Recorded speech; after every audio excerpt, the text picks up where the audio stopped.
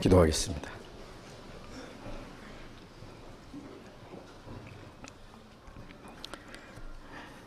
자비로우신 하늘에 계신 우리 아버지,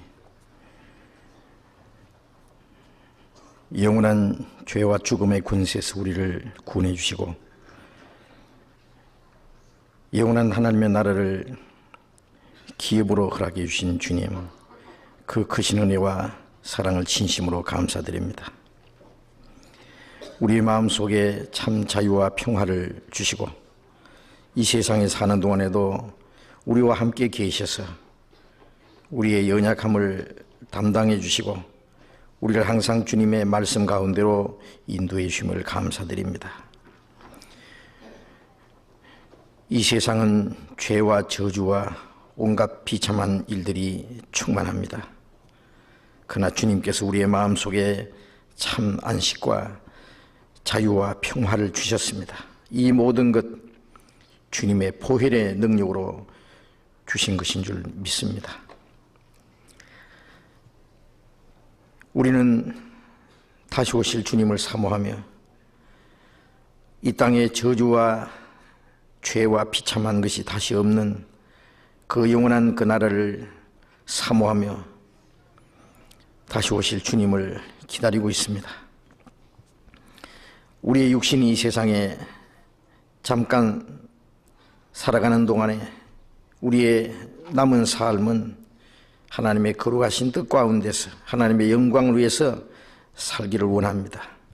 그러나 우리가 때때로 어리석고 연약해서 주님의 뜻을 분별하지 못하고 우리의 육신의 생각을 따라 행할 때가 많습니다. 주님, 우리의 마음과 우리의 생활 속에 하나님 보시기에 잘못된 것 모두 깨닫게 해주시고 또 주님의 보혈 능력으로 다시 정결케 해주시고 주님의 진리로 우리를 새롭게 해주셔서 우리로 하여금 다시는 세상 죄 가운데 빠지지 않도록 이 세상 헛된 것에 우리의 마음이 얽매이지 않도록 인도해 주옵소서.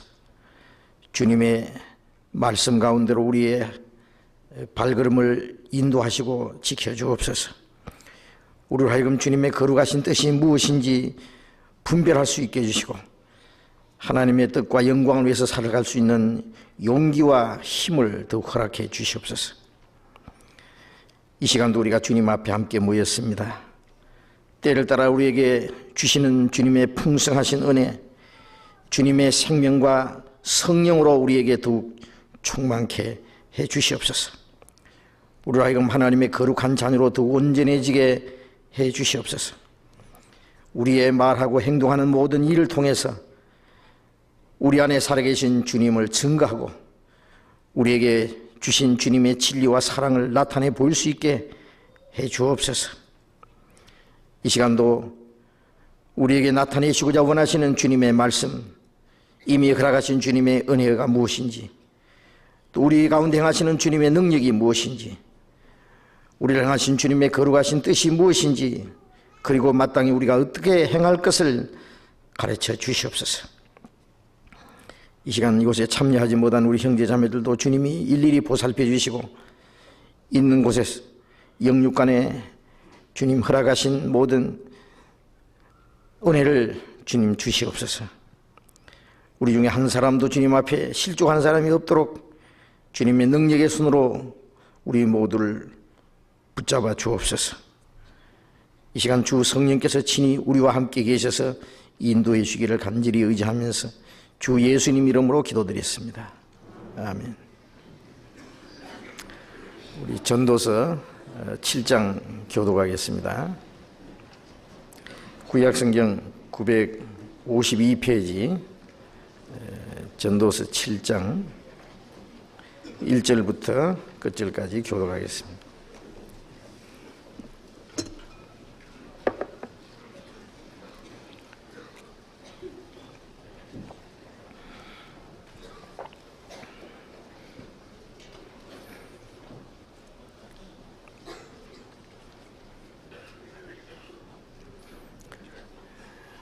전도서 7장 1절부터 끝절까지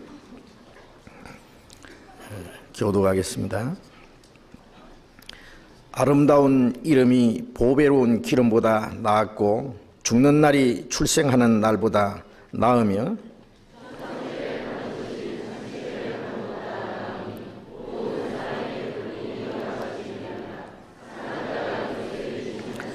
슬픔이 웃음보다 나음은 얼굴에 근심함으로 마음이 좋게 됨이니라.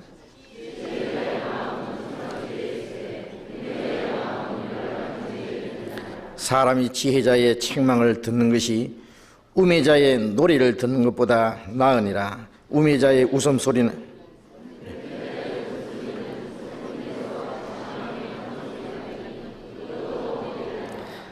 탐욕이 지혜자를 우매하게 하고 뇌물이 사람의 명치를 많게 하느니라.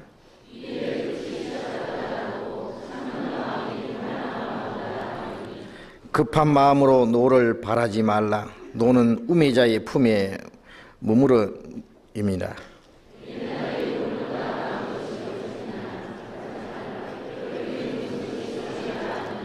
지혜는 유업같이 아름답고 햇빛을 보는 자에게 유익하도다.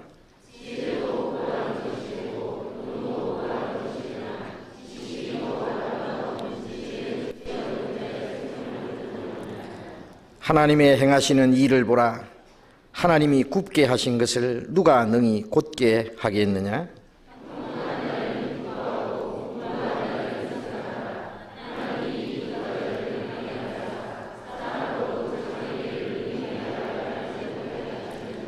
내가 내 헛된 날에 이 모든 일을 본즉 자기의 의로운 중에서 멸망하는 의인이 있고 자기의 악행 중에서 장수하는 악인이 있으니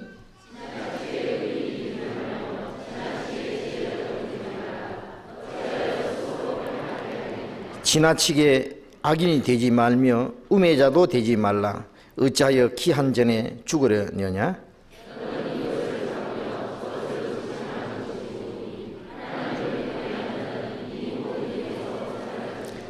지혜자가 지혜로 성읍 가운데 열 유사보다 능력이 있게 하느니라.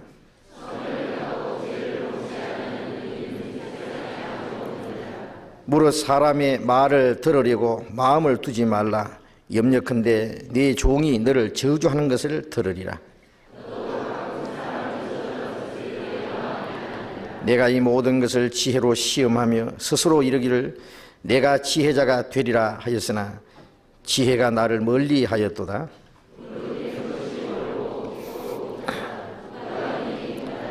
내가 돌이켜 전심으로 지혜와 명철을 살피고 궁구하여 악한 것이 어리석은 것이요 어리석은 것이 미친 것인 줄을 알고자 하였더니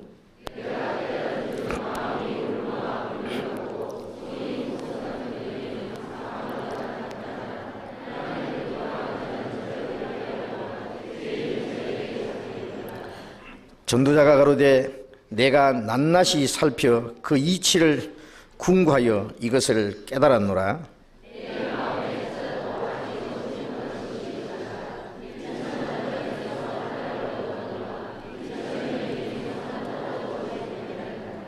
같이 읽겠습니다. 나의 깨달은 것이 이것이라. 곧 하나님이 사람을 정직하게 지으셨으나 사람은 많은 꾀를 낸 것이니라. 성가대 찬양해 주시겠습니다.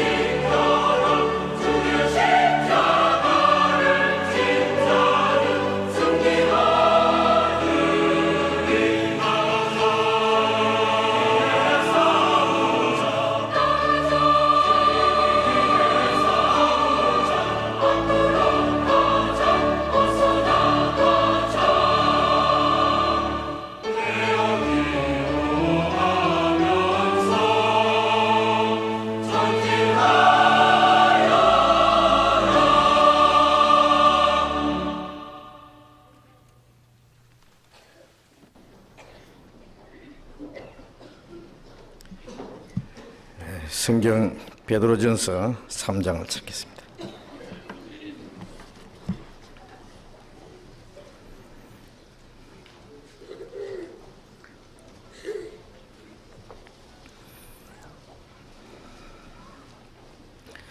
베드로전서 3장 21절부터 읽겠습니다.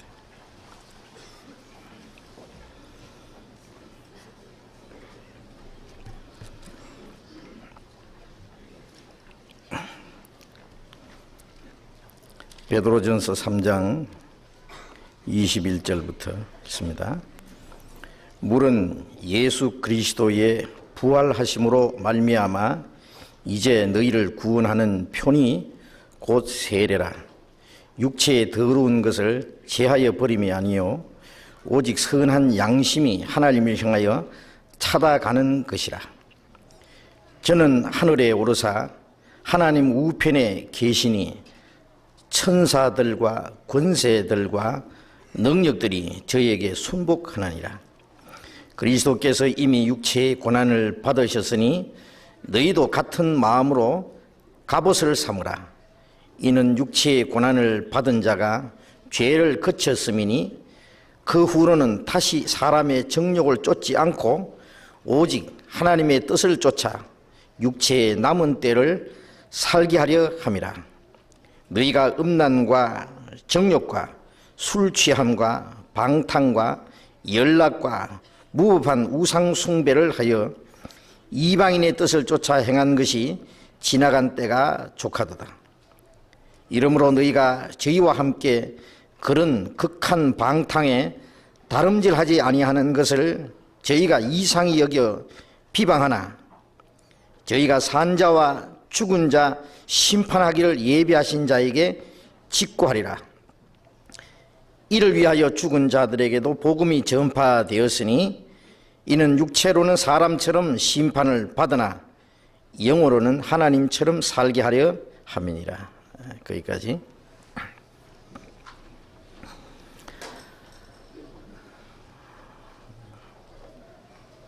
우리가 베드로전서를 지금 계속 공부를 했었습니다. 베드로전서는 예수님의 12 제자 중에 수저자라고 하는 이 베드로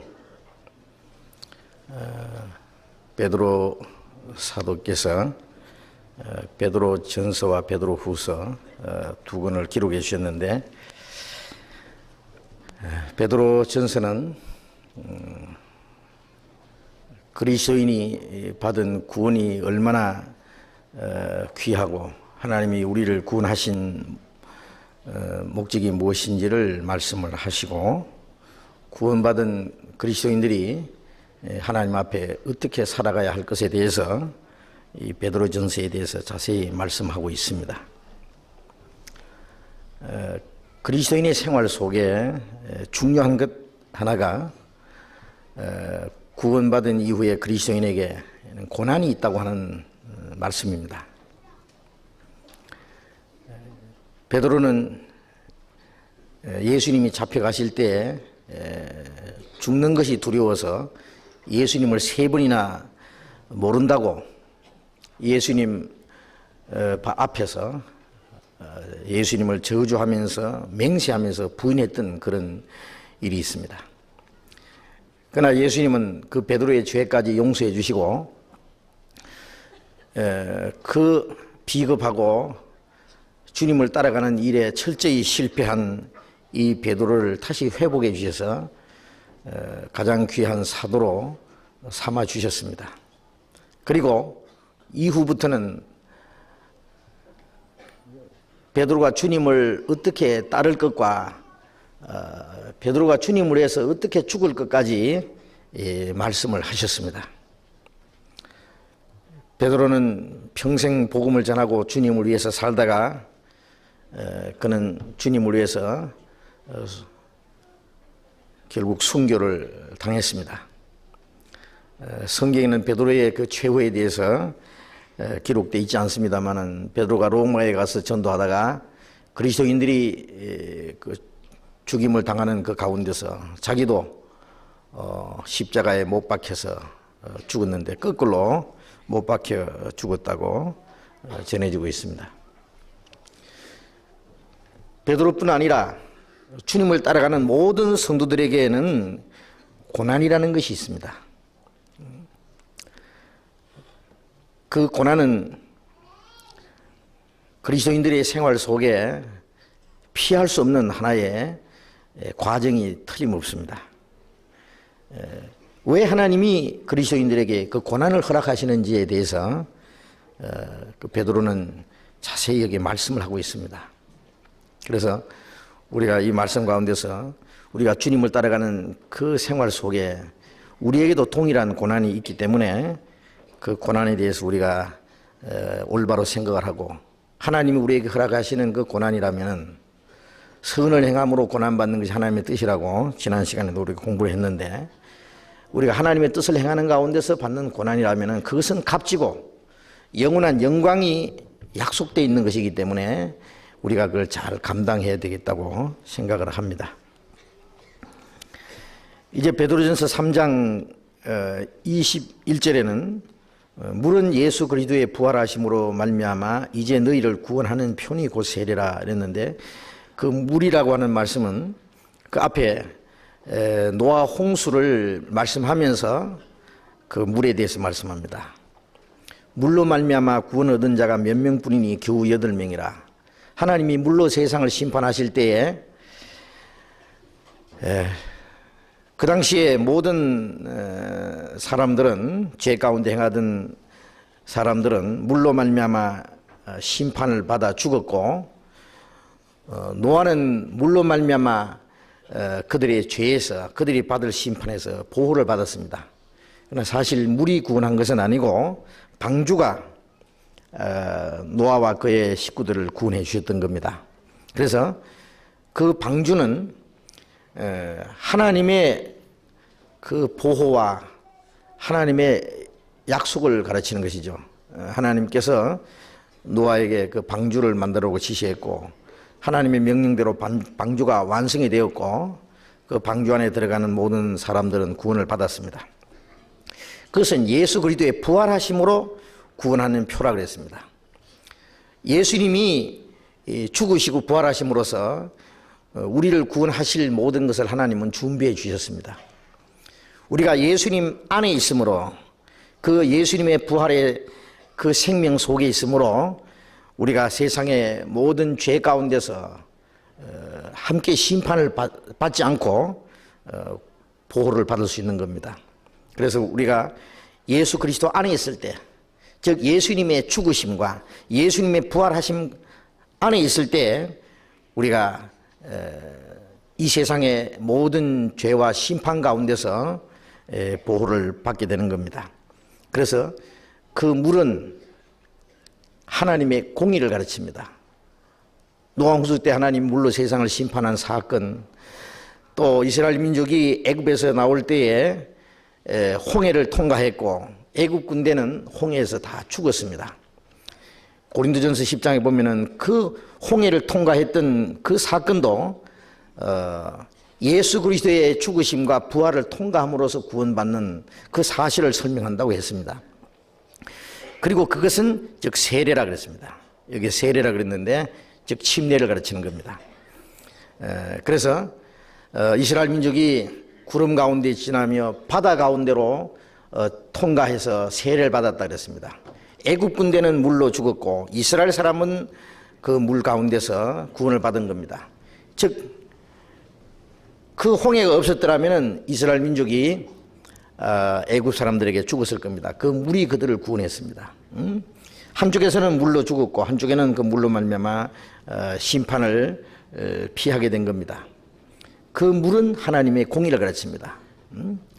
예수님이 물과 성령으로 거듭나지 않으면 하나님 나라를 볼 수 없다고 말씀하시는데, 그 물은 하나님의 공의를 가르칩니다. 성경에 하나님의 공의는 율법으로 나타나 있습니다. 율법은 하나님의 거룩하심과 의로우심과 선하심을 나타냈다고 로마서 7장 12절에 말씀했는데, 그건 하나님의 공의를 가르칩니다. 하나님의 공의는 거룩하고 의롭고 선하시기 때문에 거룩하지 못하고 선하지 못하고 의롭지 못한 모든 죄는 하나님의 심판을 받아야 되는 겁니다. 그 심판은 예수님이 십자가에 나타나 있습니다. 십자가는 하나님이 얼마나 공의로운 분인가를 나타낸 겁니다. 하나님은 죄를 조금치도 용납하지 않고 죄를 반드시 심판하는 분이라는 것을 예수님이 십자가에서 보여준 겁니다. 그래서 예수님의 십자가는 그 모든 죄에 대해서 하나님의 공의로운 심판이 나타난 것을 가르치는 겁니다. 만일 하나님은 공의로운 분이 아니면은 예수님이 십자가에 죽지 않고도 우리를 구원할 수 있을 겁니다. 그러나 하나님은 공의로운 분이기 때문에 죄는 반드시 심판을 받아야 되는 거예요. 심판을 통과하지 않고는 죄가 없어질 수가 없기 때문입니다. 그래서 우리가 받아야 될 저주와 심판을 예수님이 대신 받으신 겁니다. 우리가 받아야 될 공의로운 그 심판을 예수님이 받으신 겁니다. 거기서 하나님의 공의가 완성되고 율법의 저주가 거기서 끝났다고 성경은 우리에게 말씀하고 있습니다. 그래서 물로 하나님이 이 세상을 심판한 사건, 물은 찬 것이잖아요. 물은 아래로 내려가는 겁니다. 물은 율법은 냉정한 겁니다. 그거는 봐주는 게 없어요. 그건 심판하는 거예요. 그건 죽이는 거예요. 그래서 예수님의 죽음은 하나님의 공의 안에서 우리가 받아야 될 저주와 심판을 주님이 받으신 걸 말하고, 또 예수님의 장사 지낸 것은 그 하나님의 공의와 심판이 완전히 끝이 났다고 하는, 한 사람이 범죄함으로 모든 사람이 죄인 됐는데 한 사람이 모든 사람을 대신하여 죽으심으로 모든 사람이 죽었다. 모든 사람이 한 사람 안에 죽은 거예요. 모든 사람에 대한 심판입니다, 그것이. 그리고 예수님이 장사된 것은 아담 안의 운명이 끝났다는 걸 말하는 겁니다. 끝났다. 그 다음에 예수님이 부활하신 것은 이제는 죄와 저주와 상관없이 우리에게 새 생명을 주셨다 그래요. 아담 안의 죄에 대한 운명은 예수님의 십자가의 죽음과 장사지림으로 끝났고, 그래서 예수님을 마지막 아담이라고 해요. 아담이라는 말은 사람이라는 뜻인데 예수님은 그 죄인에 대한 운명의 마지막입니다. 그리고 부활하신 예수님은 새로운 생명의 시작입니다. 그래서 부활의 생명을 우리에게 주신 겁니다. 그래서 베드로전서 1장 3절에는 찬송하리로다 우리 주 예수 그리스도의 죽으심 가운데서 부활하심으로 우리를 거듭나게 하사 산 소망 있게 하시고, 예수님의 죽으심과 부활하심으로 우리를 거듭나게 했다. 예수님의 죽으심은 하나님의 공의의 완성을 가르치는 거죠. 그게 물입니다, 바로. 예수님의 부활하신 것은 성령으로 말미암아 하나님이 그를 다시 살리셨다.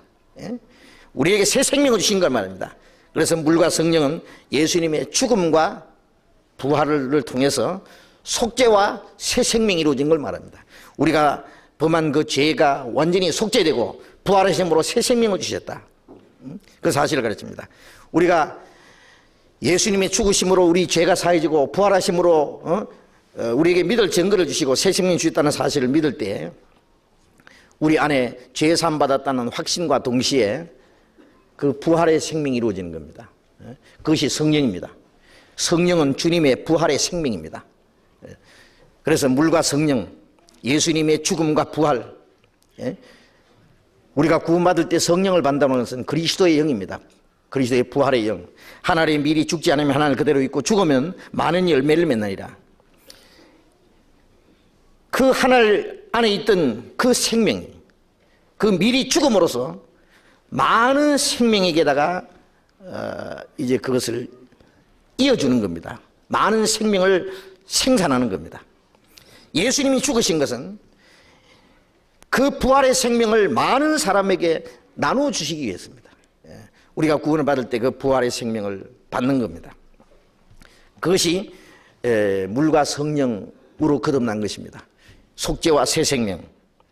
그런데 이 물은 예수 그리스도의 부활하심으로 이제 너희를 구원하는 표니고 세례라. 구원의 표라는 말은 우리가 세례를 받을 때, 침례를 받을 때 물로 받습니다.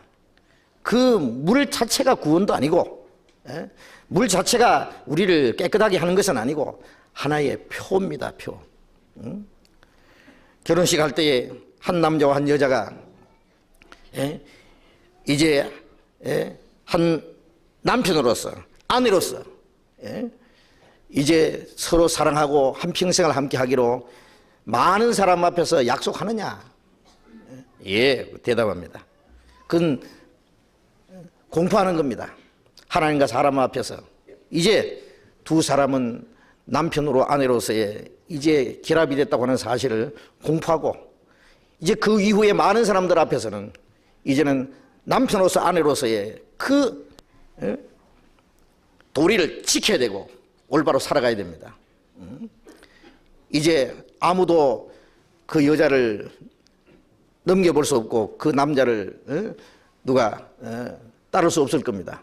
많은 사람에 공포를 했고, 다른 사람들도 그렇게 생각이 되고, 자신들도 이제는 한 남편으로 아내로서 결혼한 사람으로서의 위치를 지켜야 됩니다.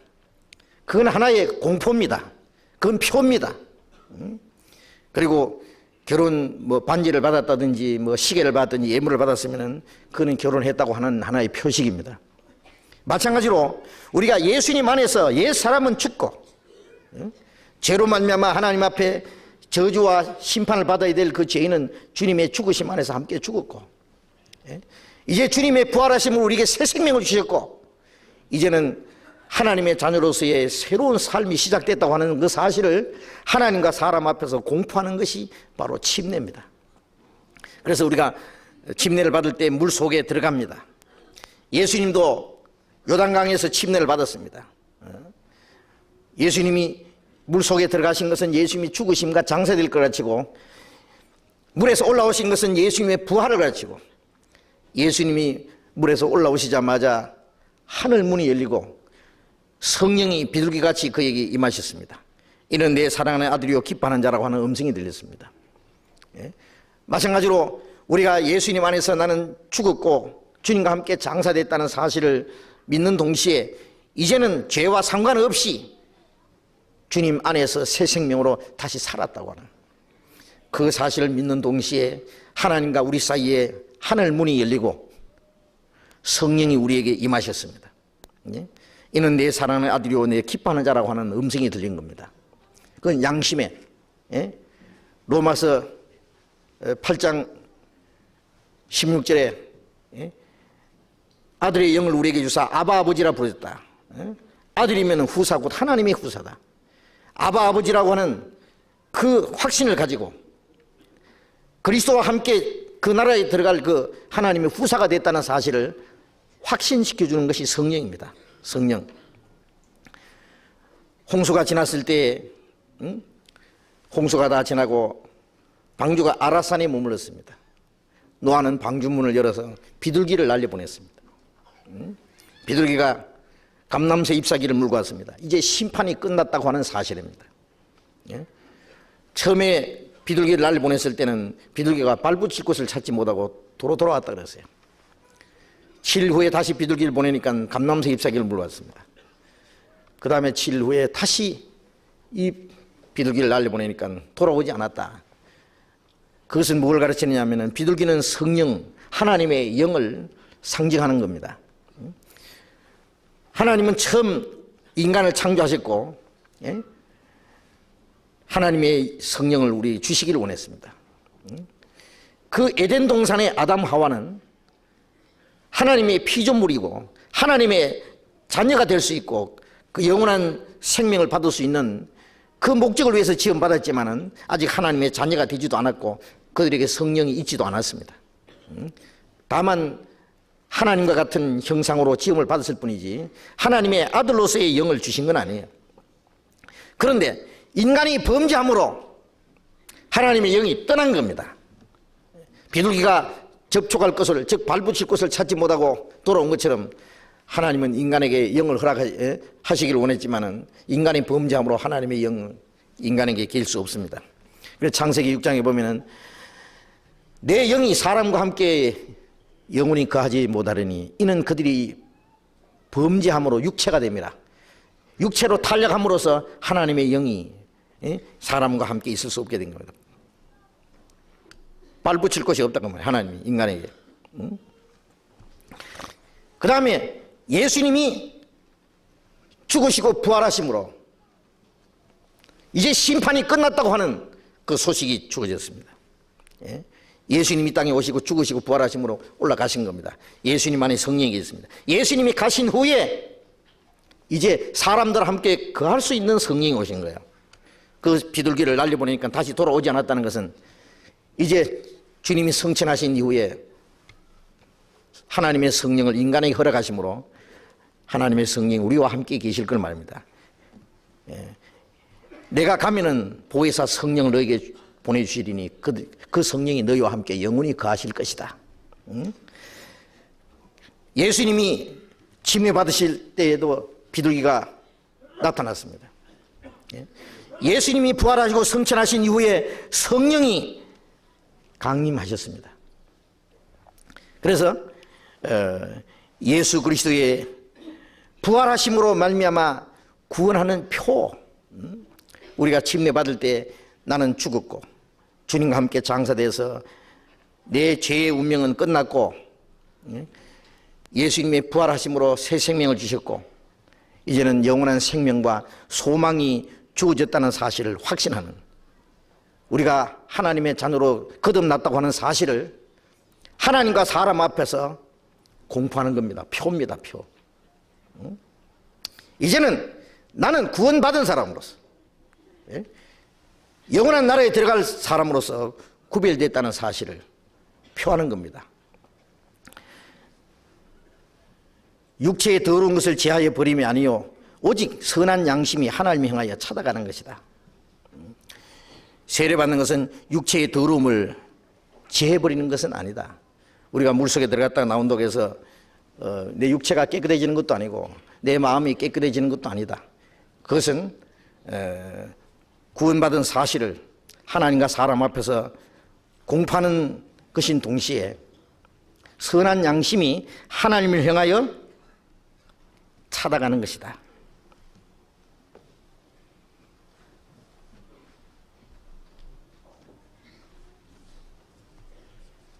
급한 부탁입니다. 차가 서울사 터에 3254 신성구 후문에 비디오 점 앞에서 주차하신 분 빨리 좀 이동해 달라는 급한 전달입니다. 3254 차 가지신 분 계시면 빼주십시오. 선한 양심이 하나님 향하여 찾아간다 하는 이 문제를 한번 생각해 봅시다. 양심은 영에 속한 겁니다. 마음, 생각, 정신. 마음은 사람마다 다릅니다. 생각도 다릅니다. 그런데 양심은 똑같습니다. 양심은 영에 속한 겁니다. 그런데 양심이 하나님을 떠나 있고 죄로 말미암아 화에 맞아서 무디어 있는 겁니다. 그래서 하나님을 떠나 있는 양심입니다. 바로 양심이라는 것 자체는 항상 하나님 앞에서 나, 양심이 뭐냐 하면은 하나님 앞에 서 있는 나 자신을 하나님 앞에서 자기를 비춰보는 것이 양심입니다. 그러니까 죄가 딱 들어오면은 그것이 하나님과 자기 사이에 문제가 딱 되는 거예요. 여러분, 죄가 들어오면은 양심이 왜 두근두근 합니까? 로마서 2장에 양심이 증거가 되어 송사한다 그러죠. 죄가 들어오면 양심이 죄를 송사합니다. 잠언 20장에 보면은 사람의 영혼은 여호와의 등불이라 사람의 깊은 속을 살피느니라. 구석구석에 감추인 것을 등불로 찾아내듯이 우리 생활 속에 죄가 들어오면은 그 숨은 죄가 하나님의 등불 앞에서, 사람의 영혼은 여호와의 등불이라 했으니까 하나님이 그 양심을 통해서 우리 죄를 밝히는 겁니다. 나타내는 겁니다. 저기 적기에 나타나면은, 적기가 나타나면은 레이더에 어떤 신호가 오고 진동이 오듯이 죄가 딱 나타나면은 하나님 앞에 내 양심이 진동하는 겁니다. 양심이 즉시 하나님 앞에 보고가 올라가는 겁니다. 자기는 몰라도 양심은 아는 겁니다. 하나님 앞에서 그 죄에 대한 심판을 받을 거. 그런데 구원받지 못한 모든 사람들은 탕자가 아버지를 떠나서 멀리 이어져 있듯이, 예? 하나님을 떠나서 멀리 이어져 있습니다. 그런데 베드로전서 3장 18절에 그가 의인으로서 불의한 자를 대신하여 죽으시은즉 이는 우리를 하나님 앞으로 인도하려 하심이라. 예수님이 우리 대신 죽으신 것은 하나님을 멀리 떠나 원수되었던 우리를 구원할 뿐 아니라 하나님 앞에 인도하기 위해서입니다. 우리를 천국으로 데려가시기 위해서입니다. 천국에 데려가시기 전에 우리의 양심이 먼저 하나님께로 돌아온 겁니다. 자, 우리가 아직 천국에 가지 않았지만은, 하나님 앞에 서지 못했지만은 우리는 이제 하나님께 돌아왔습니다. 그렇지 않습니까? 탕자가 아버지께 돌아온 것처럼 아버지 품에 안겼습니다. 이 내 아들은 죽었다가 살았고 잃었다가 얻었다고. 우리의 영혼이 허물과 죄로 죽었다가 살아났습니다. 하나님을 멀리 떠나 이루어졌다가 돌아왔습니다. 우리의 영혼의 운명만 하나님께 돌아온 것이 아니라 우리의 양심이 하나님께 돌아온 겁니다. 구원받자마자 양심이 하나님에 밝아졌습니다. 양심이 죄로 말미암아 더러워졌던 그 양심이 깨끗해졌습니다. 베드로전서 1장 22절에 너희가 진리를 순종함으로 너희 영혼을 깨끗하게 하여 거짓이 없이 형제를 사랑에 이르렀으니, 그런 말씀이 있는데, 하나님의 진리를 깨닫자마자, 예수 그리스도의 은혜를 깨닫자마자 우리의 영혼이 깨끗해졌습니다. 양심이 깨끗해졌습니다. 양심이 죄와 심판의 두려움에서 해방되었습니다. 그 양심이 깨끗해진 겁니다. 하나님이 내 죄를 용서해 주셨다고 하는, 다시 내 죄를 기억지 않는다고 하는 그 사실을 믿자마자 양심이 죄에 대한 그 두려움과 심판에 대한 두려움, 그 갈등, 거기서부터 해방된 겁니다. 그리고 양심이 하나님 앞에 바로 서 있습니다. 하나님 앞에 돌아왔습니다. 탕자가 아버지께 돌아오듯이 선한 양심이 하나님을 향하여 돌아왔습니다. 이제 구원받은 이후에 우리의 신앙생활은 이제는 선한 양심, 이제는 더러워진 양심이 아니라 깨끗하게 된 우리의 양심, 그 선한 양심이 하나님을 향해서 날마다 나아가는 거예요. 저 높은 곳을 향하여 날마다 나아갑니다. 하나님을 향해서 나아가는 겁니다. 구원받기 전에는 하나님을 등지고 멀리 영원히 이뤄주는 것이 지옥이기 때문에 점점 더 멀어지는 거예요. 그 생활이었고, 구원받은 이후에는 이제는 하나님께 돌아왔고 우리의 양심이 하나님 향해서 나아갑니다. 예수님의 죽음과 부활이 아니었으면 우리가 어떻게 하나님께 돌아올 수 있겠습니까? 이 더러운 죄인이 어떻게 하나님께 나아갈 수 있겠습니까? 그러나 주님이 우리를 깨끗하게 하셨고, 그래서 이제는 우리의 선한 양심이 하나님 향해서 계속 찾아갑니다. 나아갑니다. 구원받은 이후에 그리스도인의 생활은 하나님과 사람 앞에서 양심에 부끄러울 것이 없이, 끌 것이 없이 살아가는 생활입니다. 이것이 율법으로 맞으냐 안 맞으냐, 도덕적으로 맞으냐 안 맞으냐, 물론 도덕적으로도 선하게 살아야 되고 율법에도 거리낌 없이 살아야 됩니다. 그러나 그 이상입니다. 양심은. 율법이 우리를 죄로 정하지 못하고 세상의 법이, 세상의 도덕이 죄를 정하지 못할지라도 양심의 죄가 되는 게 있습니다. 이 세상 그렇잖아요. 저 사람이 틀림없이 죄를 짓기는 지었는데 그 사람을 어떤 벌을 줄 법이 없으면은 속수무책입니다. 그래서 죄를 짓고도 뻔뻔스럽게 이제 행동을 합니다. 왜냐하면 그 사람을 벌할 법이 없으면 그렇습니다. 그래서 아주 부랴부랴 막 특별 조치법을 만든다든지 그래가지고 그 법을 그 사람을 집어넣든지 벌을 주잖아요. 자, 우리는 그런 어떤 문수로 된 법이 아닌 양심의 법이 있습니다. 구원받은 이후에는 깨끗하게 된 양심, 선한 양심, 하나님 향해서 찾아가는 양심입니다. 양심은 언제든지 하나님 앞에 여러분, 우리가 무슨 문제가 있든지 사람과 자기를 비춰보서 생각하지 말고 세상 법에 자기를 비춰보지 말고 먼저 하나님 앞에 자기를 비춰봐야 됩니다. 이것이 하나님과 나 사이에 무슨 문제가 되겠냐. 하나님 앞에 부끄러울 것이 없다면 사람 앞에도 부끄러울 필요도 없고 두려워할 필요도 없습니다. 당당하게. 그래서 양심이 하나님 향해서 찾아가는 거다. 갈라디아서 2장 20절에 내가 그리스도와 함께 십자가에 못 박혔나니 이제는 내가 산 것이 아니요 내 안에 그리스도께서 사신 것이다. 우리가 물로 침례를 받을 때 물속에 들어갈 때는 나는 주님과 함께 죽었고 장사됐다. 그것으로 모든 심판은 끝났다. 물에서 올라올 때 이제 죄와 상관없는 새 삶으로 살아났다. 그래서 하나님을 향해서 살아났다. 그때부터 하나님 향해서 나가는 거예요. 이제는 하나님 앞에 끓일 것 없이 두려울 것이 없이 살아야 됩니다. 여러분, 다른 건 다 잃어버려도 다 우리가 포기를 해도 하나님 앞에 양심에 끓임 없이 살아가는 그것만은 우리가 뺏기지 말아야 됩니다. 우리가 이 세상에 엄청난 부귀 영광이 주어진다고 합시다. 그 양심이 하나님 앞에 잘못되면은 하나님 보시기에 그 합당치 않으면 그것이 무슨 가치가 있겠느냐 그 말이에요. 그 무슨 소용이 있겠느냐 그 말이에요.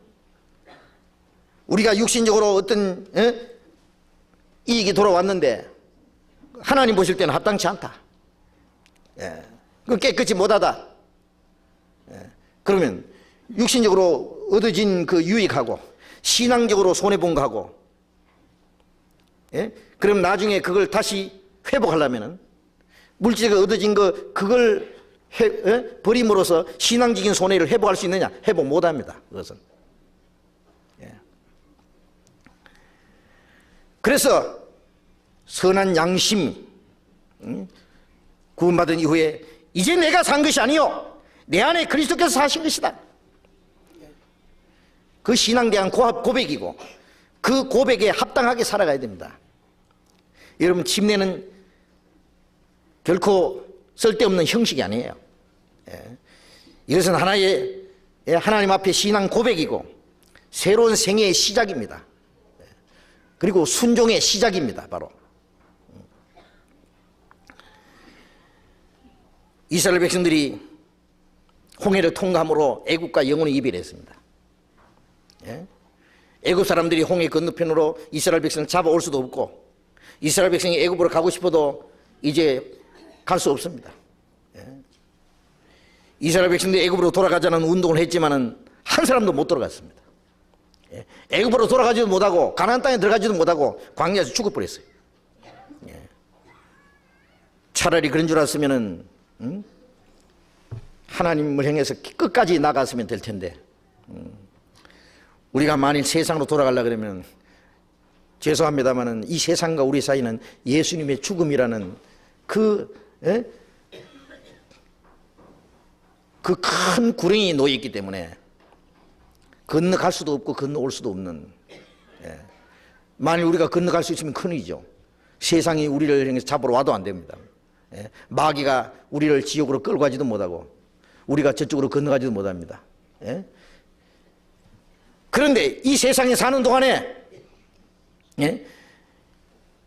나는 주님과 함께 죽었고 장사됐다.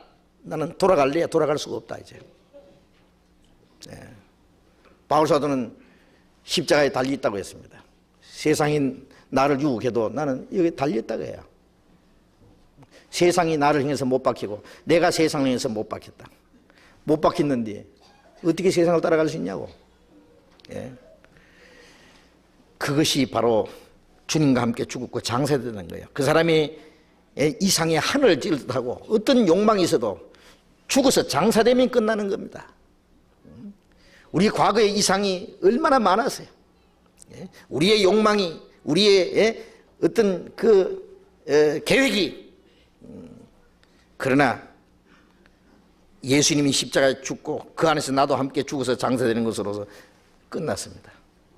이제는 새로운 생명의 시작입니다. 새로운 생애의 시작입니다. 나는 끝났고 하나님을 향한 새로운 생애가 시작됐습니다. 이제는 가치관도 다르고 사는 목적도 다르고 사는 방법도 다르고 다 다릅니다. 마땅히 침례를 받은 사람은 그래야 됩니다. 마태복음 28장 18절에 예수님이 마지막 성천하시기 전에 제자들에게 부탁하신 게 있습니다. 하늘과 땅의 모든 권세를 내게 주셨으니 너희는 가서 모든 족속으로 제자를 삼아 아버지와 아들과 성령의 이름으로 세례를 주고 내가 너희에게 분부한 모든 걸 가르쳐 지키게 하라. 볼지어다 세상 끝날까지 너희와 항상 함께 있으리라. 하늘과 땅의 모든 권세를 맡으신 바로 그분이 명령하신 겁니다. 아버지와 아들과 성령의 이름으로 세례를 주라. 그리고 내가 너희에게 분부한 모든 걸 가르쳐 지키게 하라. 세례를 받은 것은 이제는 주님 뜻대로 살겠습니다. 주님을 행해서만 살겠습니다는 시작입니다.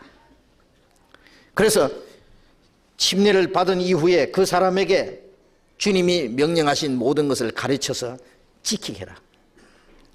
구원받은 이후에, 우리가 침례받은 이후에 이제 주님이 우리에게 명령하신 것을 우리가 배우고 그리고 우리 생활 속에 지켜나가야 됩니다. 로마서 6장 3절에 너희가 세례로 그리스도와 함께 죽었고 장사되었다. 그리스도와 합하여 죽었고 장사되었다. 이는 이제 새 생명 가운데서 행하게 하려 합니다. 그랬습니다. 우리는 주님과 함께 죽었고 장사되었다. 내 생애는 것으로 끝났다. 이제는 새 생명 가운데서 행하게 하려 합니다. 그의 죽으심과 합하여 연합되었으면 그의 부활하심과 함께 연합한 자가 되리라. 내가 주님과 함께 연합이 되되 주님이 죽음과 주님과 함께 장사됨과 그리고 주님의 부활하심과 연합이 됐다. 그래서 이제 우리는 이 세상의 죄에 대해서는 죽은 자요 하나님을 행해서는 산 자로 여길지어다. 로마서 6장 11절에 이제는 육신을 대해서는 죄에 대해서는 죽은 자요 하나님을 행해서 산 자로 여길지어다.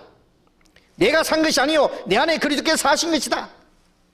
내가 이제 육체 가운데 사는 것은 나를 사랑하사 나를 위하여 자기 몸을 버리신 하나님 아들을 믿음 안에 사는 것이다. 내 안에 주님이 사셨고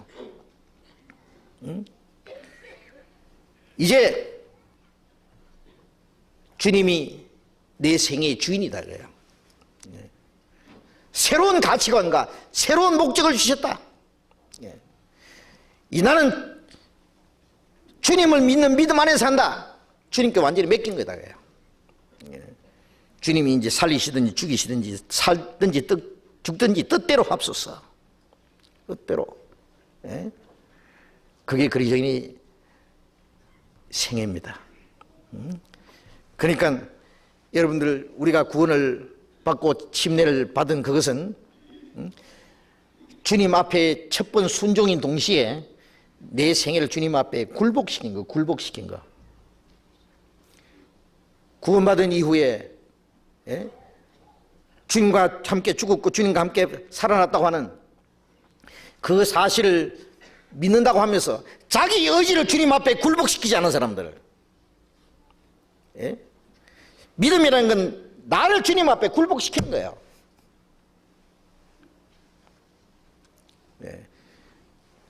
내 욕망과 내 의지, 내 계획이 뭐냐 전부 악한 거예요.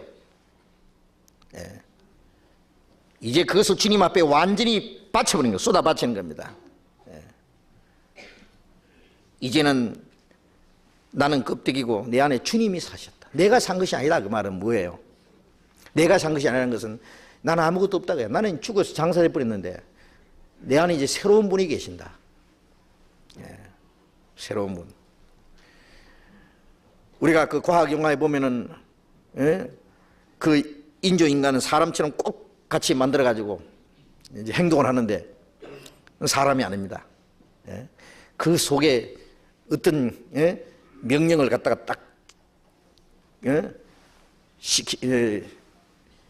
메모리 시켜놓은 겁니다. 그냥 명령을 딱 주의시키면 그 시킨 대로 행동을 하는 거예요. 그냥 죽을 때까지 그냥 죽는다는 것은 자기 모든 것이 분해될 때까지 그 명령하는 대로만. 우리가 구원받은 이후에는 주님이 우리에게 새로운 이상을 주셨습니다. 새로운 사는 방법을 주셨습니다. 말씀을 주셨습니다. 하나님이 기뻐하시는 뜻을 행하도록 하셨습니다. 그래서 이제 하나님께서 날마다 나가는 거예요. 날마다 가다가 주님 오신 날 그 나라에 들어가는 거예요.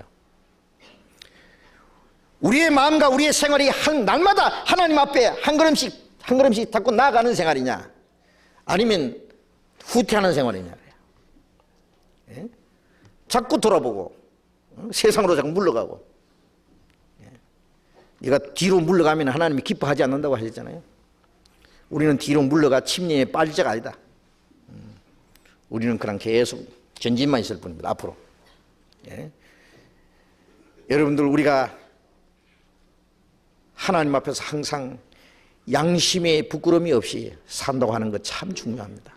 그보다 더 값진 것은 없습니다. 거기는 하나님의 성령이 함께 계시고 하나님의 능력이 함께 계실 거예요. 하나님이 도와주실 거예요. 우리가 하나님의 빛 가운데서 우리의 선한 양심이 하나님에서 계속 나아간다면요, 그보다 더 하나님 앞에 아름다운 것이 어디 있겠어요? 여러분들 절대로 하나님 앞에 양심의 그 부끄러운 일 하지 마세요. 양심을 속이지 말아야 됩니다. 이제는 하나님 앞에 속일 수 없는 것은 하나님 앞에 정나하게 드러나 있습니다. 이제는 뒤로 돌아갈 수가 없어요. 그대로 계속 하나님에서 나가야만 되는 겁니다. 베드로전서 3장 22절. 저는 하늘에 오르사 하나님 우편에 계시니 천사들과 권세들과 능력들이 저에게 순복하느니라. 저는 예수님입니다. 자, 우리를 위해서 십자가 죽으시고 부활하시고 성천하신 주님은 하늘에 오르사 하나님 우편에 계신다는 것은, 우편이라는 것은 권세와 영광이 있는 곳입니다. 바로 하나님 보좌 우편에 하나님의 영광, 하나님의 권세, 능력의 편을 말합니다.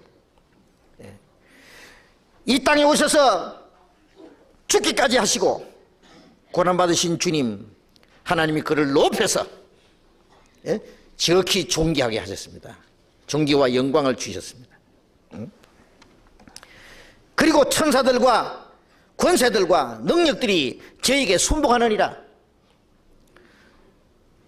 천사들, 하늘에 있는 모든 천군 천사들, 모든 그 신령한 권세들, 그리고 능력들, 거룩한 천사들뿐 아니라 하나님을 떠난 모든 악의 영들까지 주님 앞에 굴복을 합니다. 고난받으시고 죽으시고 부활하시고 성천하신 주님이 그 영광과 권세와 능력의 자리에 앉아 계신다는, 그리고 모든 천사들과 권세들이 그 앞에 굴복한다는 사실은 무엇을 하면, 그건 당연한 거죠. 너무나 당연한 겁니다. 이것은 무엇을 가르치느냐? 예수님에게 주어진 그 영광과 권세는 예수님 혼자만 아니라 우리도 같이입니다. 우리도. 히브리서 1장 3절에 죄를 정결케 하는 일을 하시고 높은 곳에 계신 위엄의 우편에 앉으셨다. 예수님은 십자가 죽으시고 죄를 정결케 하는 일을 하시고 높은 곳에 계신 하나님 보좌 능력의 우편에 앉아 계시잖아요. 그럼 예수님 혼자 계시느냐? 아닙니다. 예수님이 앉은 자리는 바로 우리가 앉을 자리입니다. 왜? 예수님이 하나님 우편에 계시면 우리는 바로 그 옆에 앉거든요. 예수님이 우편에. 에베소서 1장을 보겠습니다.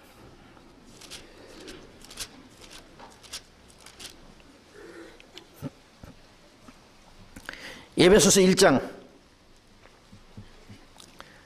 20절. 그 능력이 그리스도 안에서 역사하사 죽은 자들 가운데서 다시 살리시고 하늘에서 자기의 오른편에 앉히사 모든 정사와 권세와 능력과 주관하는 자와 이 세상뿐 아니라 오는 세상에 일컫는 모든 이름 위에 뛰어나게 하시고 또 만물을 그 발 아래 복종하게 하시고 그를 만물 위에 교회의 머리로 주셨느니라. 죽은 자들 가운데서 다시 살리시고 하늘에서 자기 능력, 자기의 오른편에 앉히사. 그 다음에 2장 4절부터 6절까지 같이 읽어봅시다. 긍휼에 풍성하신 하나님이 우리를 사랑하신 그 큰 사랑을 인하여 허물로 죽은 우리를 그리스도와 함께 살리셨고 너희가 은혜로 구원을 얻은 것이라. 또 함께 일으키사 그리스도 예수 안에서 함께 하늘에 앉히시니 긍휼에 풍성하신 하나님이 우리를 사랑하신 그 큰 사랑으로 허물과 죄로 죽었던 우리를 그리스도와 함께 그리스도와 함께 우리를 살리실 뿐 아니라 또 함께 일으키사 그리스도 예수 안에서 함께 어디다 앉혀? 어디다 앉혔다 그랬습니까?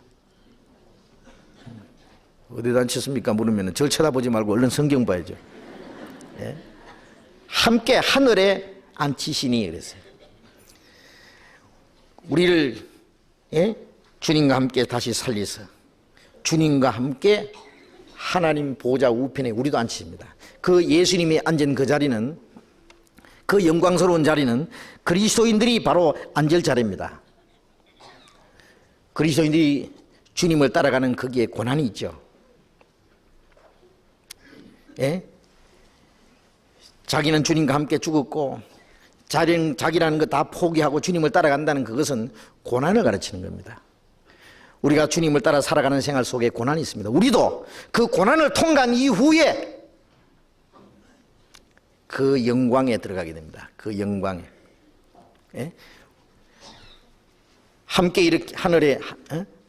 일으키사 그리스도 예수 안에서 함께 하늘에 앉히신다는 말은, 언제 나는 여기 아직 교회당의 의자 위에 앉았는데, 예? 여기 몸도 안에 여기 앉아 있지만은 우리의 영적 위치는 바로 그리스도와 함께 하늘에 우리를 앉혀놨습니다. 어떤 사람 대통령이 당선되면 대통령 자리에 앉았다고 합니다. 장관이 되면 장관 자리다. 장관 자리에 그 사람 앉았다 그래요. 그 사람의 위치를 말하는 거예요. 우리를 구원받자마자 하나님이 우리를 그리스도와 함께 하나님 우편에 앉혔습니다. 영광을 먼저 주시고 말씀하시기를 그 영광에 합당한 생활을 하라고 하십니다. 예? 만일 영광에 합당한 생활을 하지 않으면 어떻게 되냐? 예. 그 영광스러운 자리에 앉기에 부끄럽게 돼요. 뒤로 물러나 버려요. 장관 자리에 앉혀놨는데 그 장관이 만일 장관으로서 합당하게 행하지 못하면 그 자리에 앉을 자격을 자기가 스스로 잃어버린 거예요. 스스로. 자리를 줬어도 자기가 그 자격을 상실하는 거예요. 네. 하나님께서 그 그리스도와 함께 우리를 하나님 우편에 앉히셨습니다. 그래서 그 영광에 합당한 생활을 하라 그래요. 그래서 로마서 8장 17절에 보면 우리가 그리스도와 함께 영광을 받기 위하여 고난도 함께 받아야 될 것이냐. 그리스도와 함께 영광을 받을 사람들이에요. 그리스도의 영광. 우리가 천국에 가면은 천군 천사들이, 모든 권세들이 주님 앞에 굴복하는 것처럼 우리 앞에서도 굴복합니다. 예? 어떨 것 같습니까? 천사들이 우리 앞에 굴복합니다. 그건 놀라운 일입니다. 우리 그리스도인의 위치는 천사보다 훨씬 높은 위치예요. 천사들은 그리스도와 함께 그 영광에 들어가지 못합니다. 천사들은 그리스도의 신부가 될 수 없습니다. 예. 불의는 영입니다. 히브리서 1장. 히브리서 1장 히브리서 1장 6절. 또 마다들을 이끌어 세상에 다시 들어오게 하실 때에 하나님의 모든 천사가 저에게 경배할지어다 말씀하시며, 마다들, 첫 번 오신 주님은 독생자고, 그리고 성천하신 이후에 부활하신 예수님은 이제는 마다들입니다. 마다들. 다시 재림하실 때는 마다들로 오시잖아요. 왜? 많은 동생들이 태어났으니까. 거듭난 사람은 예수님 안에서 많은 아들들입니다. 그러니까 예수님은 마다들, 세상에 다시 들어오게 하실 때, 재림하실 때는 마다들로 오시는데, 그때는 하나님의 모든 천사가 저에게 경배할지어다. 그럼 마다들에게만 경배하겠어요? 동생들한테는 경배 안 하겠어요? 천사가? 예, 마다들뿐 아니라 작은 아들들한테도 경배를 합니다. 천사들이. 그 다음에 14절.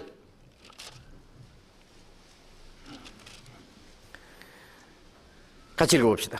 모든 천사들은 부리는 영으로서 구원 얻을 후사들을 위하여 섬기라고 보내심이 아니뇨. 예, 모든 천사들, 주님 앞에 경배하는, 굴복하는 모든 천사들은 부리는 영으로 구원 얻을 후사들, 천국에 들어갈 후사들을 섬기라고 하나님이 보내셨다. 그러니까 그들은 거듭난 하나님의 자녀들을 섬기는 일을 하는 존재들입니다. 천사들은.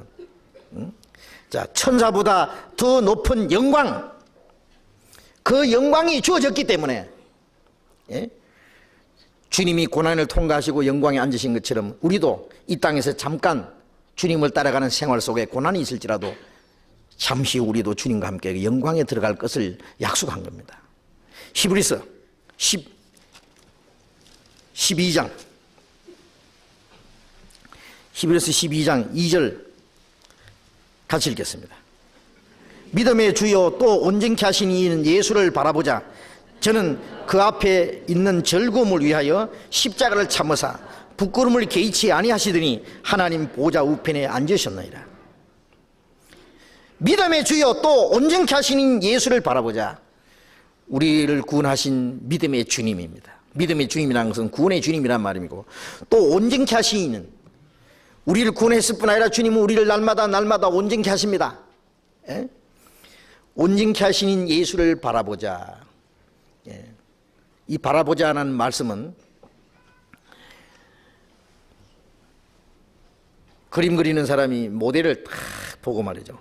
모델을 그릴 때 얼굴 모양, 그 눈썹까지, 입 모양까지, 참 옷 모양까지, 집을 그릴 때는 그 벽돌 한 장 한 장까지 다 세심하게 그리는 그 미술가처럼 우리가 주님을 바라보자 그러면 어떻게 자세히 보자 그래요. 예수님의 죽으심, 부활하심, 성천하신 그 영광, 그 모든 것을 바라봄으로써 우리가 주님을 닮아가는 거예요. 보기만 합니까? 따라가는 거예요. 따라가는 거예요. 예? 저는 그 앞에 있는 즐거움을 위하여, 예수님의 십자가의 죽음 건너편에 있는 그 영광을, 그게 즐거움이죠. 즐거움을 위하여 십자가를 참으사 부끄러움을 개의치 아니하시더니 하나님 보좌 우편에 앉으셨나이다. 예? 십자가를 통과한 영광입니다. 고난이 없이 영광이 없어요. 예? 그것을 바라보자는 말은 우리도 지금 고난이 있습니다. 주님을 따라가는 데 있어서 우리가 져야 될 십자가가 있습니다. 어떨 때는 부끄러움도 있습니다. 수치도, 고난도, 핍박도 있습니다. 그러나 그 건너편에 영광이 있습니다. 아주 보장이 되어 있습니다. 그것은. 그래서 주님이 받으신 영광은 그리스도인이 받을 영광이다. 현재의 고난은 장차 우리에게 나타날 영광과 좋게 비교할 수 없도다.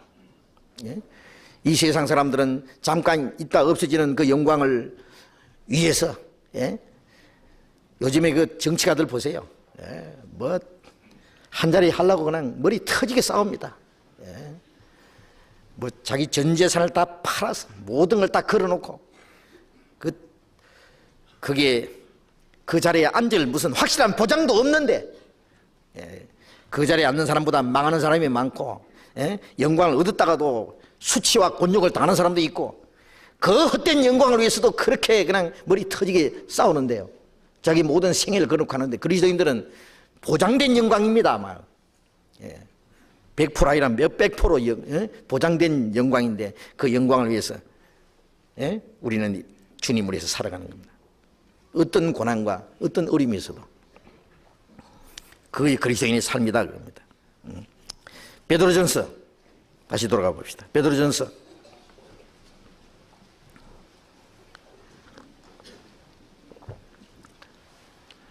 4장 1절 그리스도께서 이미 육체의 고난을 받으셨으니 너희도 같은 마음으로 갑옷을 삼으라. 이는 육체의 고난을 받은 자가 죄를 그쳤음이니. 그리스도께서 이미 육체의 고난을 받으셨으니 같은 마음으로 갑옷을 삼으라. 이 고난, 그리스도께서도 고난을 받으셨다. 너희도 같은 고난 있다 그래요. 그 고난이 얼마나 귀하다는 걸 알아야 됩니다. 우리는 고난이라 그러면 그냥 얼른 그냥 싫습니다. 편안하다, 기쁘다 그러면 좋은데 고난과 능력과 수치 이런 거 그러면 그것을 마음속에 거부하는 그 마음이 있을 겁니다. 그러나 이 고난이 얼마나 귀하고 얼마나 유익한 것인지를 알면은 고난을 오히려 자취할 거예요. 고난을, 이 땅에서 고난이 더 좋아할 겁니다. 그리스도께서 이미 육체의 고난을 받았다. 주님은 우리를 위해서 고난을 받았습니다. 주님의 고난은 우리의 죄를 사해 주셨고 우리를 죽음에서 건져 주셨고 우리에게 영원한 생명과 영광을 주셨습니다. 주님의 고난으로. 자, 주님이 고난을 받으심으로 우리에게 영원한 생명과 소망을 주셨는데 너희도 같은 마음으로 우리는 주님을 위해서 고난을 받는 거예요. 주님이 그 거룩한 영광을 보좌를 버리고 이 땅에 오셔서 그 고통을 다 받으시고 십자가에 죽으시고 수치와 곤욕을 당하시고 피 한 방울 없이 다 쏟아주셨는데 자, 우리 구원받은 우리 주님으로 말미암아 우리가 주님을 해서 이 좀 고난 좀 못 받겠어요? 이 천한 육신 이거 요거 이 짧은 인생 이거 주님을 해서 고난 받는 것을 마다하겠습니까? 그런데 우리의 고난은 주님만 위할 뿐 아니라 그 고난은 우리의 마음과 우리의 생활을 거룩하게 만들어줍니다. 주님의 고난은 우리를 죄의 형벌에서 구원하셨고 우리가 주를 위해서 받는 고난은 세상 죄에서 우리를 멀어지도록 죄를 짓지 않도록 우리를 그 거룩하게 해가지고 주님은 더 가까워지도록 만드는 거예요. 이 고난이라는 게 정말 필요한 겁니다. 그래서 너희도 같은 마음으로 갑옷을 삼으라. 갑옷이라는 게 뭐예요? 전쟁터에 나갈 때 적의 화살이 그냥 비오듯 날아오기 때문에요. 갑옷을 입습니다. 그걸 창이 날아와도 갑옷이 있으면 안전합니다. 화살이 날아와도. 마귀는 우리를 향해서 계속해서 죄의 화살을 쏘아댑니다. 우리 육체에서 나오는 죄, 세상적으로 오는 죄, 마귀가 오는 시험과 유혹, 얼마나 많은 죄가 우리를 향해서 공격을 하고 있는데 이것을 무엇으로 이길 거냐 그거예요. 그것을 막을 수 있는 갑옷이 뭐야? 고난입니다. 알겠습니까? 왜? 고난은 죄를 이기게 합니다. 육체의 고난을 받는 자가 죄를 그쳤음이니 죄가 끝났다 그거예요. 우리가 주를 위해서 고난받는 생활을 하면은요 죄는 끝나는 겁니다. 빌립보서 1장 29절에 보면은 그리스도를 위하여 너에게 은혜를 주신 것은 다만 그를 믿을 뿐 아니라 그를 위하여 고난도 받게 하려 함이라. 그리스도를 위해서 너에게 은혜를 주셨다. 우리를 구원하신 것도 주님을 위해서 구원해 주셨습니다. 하나님의 영광을 위해서 우리를 구원해 주셨습니다. 그를 믿을 뿐 아니라 믿고 구원을 받을 뿐 아니라 고난도 받게 하려 합니다. 자, 구원받은 이후에 주님을 위해서 고난을 받게 하려 합니다. 주님은 우리에서 고난을 받아서 우리를 구원해 주신 동시에 주님도 우리에게 고난을 요구하셔요. 나는 너를 위해서 죽었는데 너는 나를 위해서 살아줄래? 너는 나를 위해서 고난을 받을 수 있느냐? 응? 십자가를 지고 나를 따를 수 있느냐고 물으십니다. 하나님은 자기 자녀들에게 고난을 허락합니다. 왜? 그 고난이야말로 너무나 값진 것이기 때문에 그렇습니다. 예? 이 세상에 구원받은 이후에 이 세상의 모든 죄를 이길 수 있고, 예. 그 마음과 생활을 거룩하게 하고 하나님의 뜻을 행하게 하고 그 나라에 들어갈 자격을 줄 수 있기 때문입니다. 고난은. 그 고난을 잘 통과해야 됩니다. 이스라엘 백성들이 애굽에서 해방되어 나오던 날 밤에 양을 잡아서 피를 문술주에 발랐죠. 그 피는 그날 그 집에 내리는 재앙을 막아줬습니다. 하나님이 피를 볼 때 너희를 넘어가리라고 했기 때문에. 그런데 그 집 안에 있는 사람은 양 고기를 불에 구워 먹는데 자세히 보면은요, 먹을 수 있는 아주 부드러운 살코기만 먹으라고 하지 않고 머리와 정강이와 내장을 다 불에 구워 먹어라. 아주 머리부터 막 내장까지 싹 다 먹으라 그래요. 불에 구워서. 그건 뭘 가르치느냐? 그 양고기는 바로 주님의 생명을 말하는데, 주님 우리가 먹고 살아요. 주님의 피는 우리를 심판해서 우리를 보호해 줬고, 주님의 생명은 우리에게 힘을 주는 겁니다. 이스라엘 민족이 날만 새면 이제 그 지긋지긋한 애굽을 떠나서 하나님이 약속하신 땅을 해서 가는 거예요. 그 양고기를 먹어야 되죠. 주님의 생명은 우리로 하여금 주님의 뜻대로 살도록 힘을 주시는데, 그 머리와 정강이와 내장을 다 먹으라는 것은 주님의 전체에 우리가 참여하는 거예요. 주님의 전체와 연합하는 거예요. 주님의 구속이 나의 구속, 예? 주님의 생명이 내 생명이에요. 주님의 고난도 내 고난이에요. 예? 주님의 영광도 나의 것이요. 구속과 생명과 고난과 영광 전체의 주님과 연합해야 됩니다. 예? 생명만 받고, 예? 그 다음에 영광만 받고 좋은 것만 하고 고난은 안 해요? 예. 어떤 사람들은 음식 먹으라고 갖다 놓으면은요, 지 입에 맞는 것만 딱딱 찾아 먹고, 입에 안 맞아도 몸에 좋은 건 먹어야 됩니다.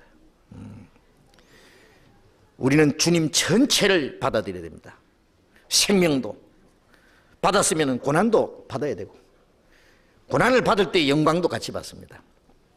이 고난은 우리로 하여금 세상과 멀어지게 합니다. 예, 세상과의 관계를 끊게 합니다. 죄를 범치 않게 해줍니다. 예. 그리고 주님과 연합하게 합니다. 연합.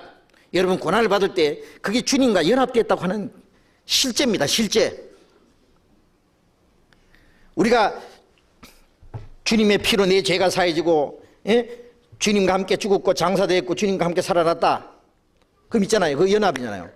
그럼 실제는 그게 어떻게 나타납니까? 주님과 함께 살아가는 걸로 나타나야 돼요.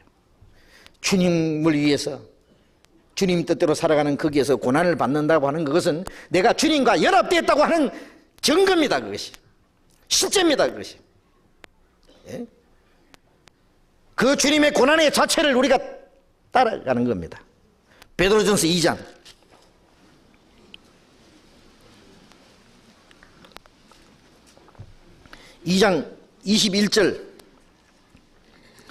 21절 같이 읽어봅시다. 이를 위하여 너희가 부르심을 입었으니 그리스도도 너희를 위하여 고난을 받으사 너희에게 본을 끼쳐 그 자취를 따라오게 하려 하셨느니라. 이를 위하여 너희가 부르심을 입었다. 자, 우리가 부르심 받았다는 것은 구원받은 걸 말합니다. 우리가 구원받은 것은 무엇을 위해서냐? 그리스도를 따라가기 위해서요. 그리스도도 너희를 위하여 고난을 받으사 너희에게 본을 끼쳐 그 고난의 자취를 따라오게 하려 하십니다.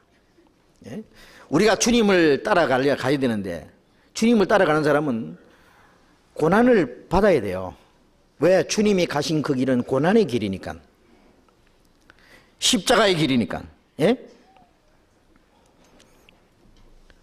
그 고난을 싫어하는 사람은 주님을 따라갈 수가 없죠. 히브리서 12장 4절에 보면은 너희가 죄와 싸우되 아직 피 흘리기까지 싸우지 않았다. 자, 우리가 구원받은 이후에 죄와 싸워야 됩니다.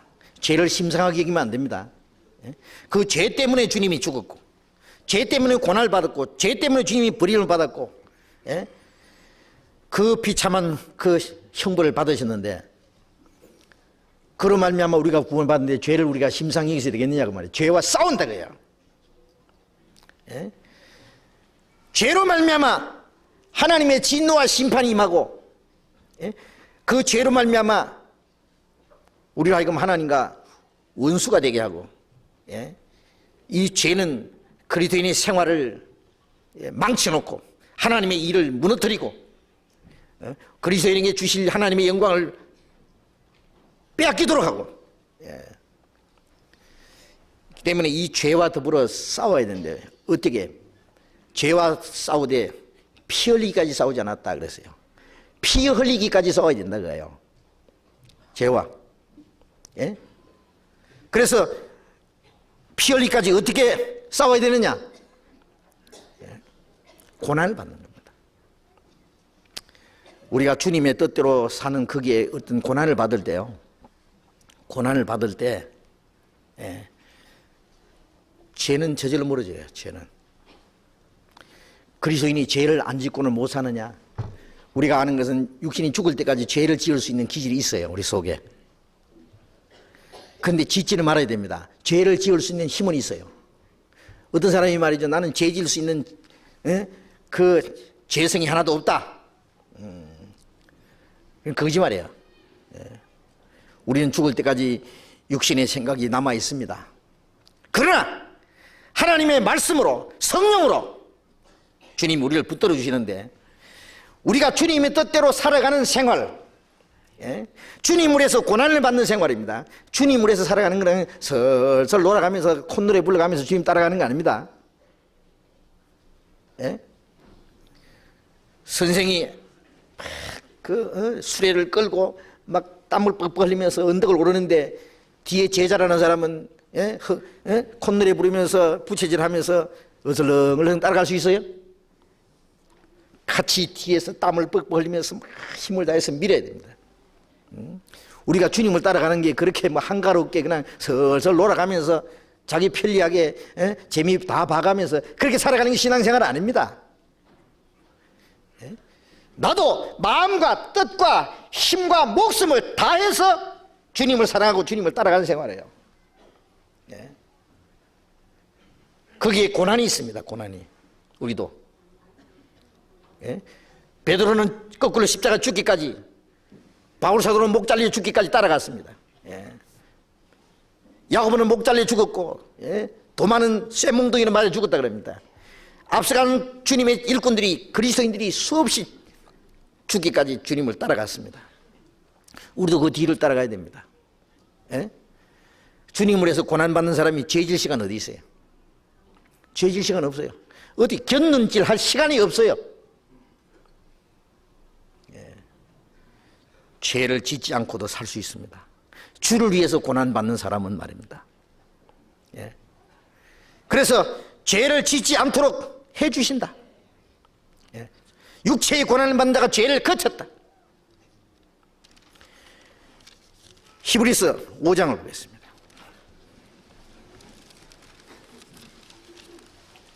히브리서 5장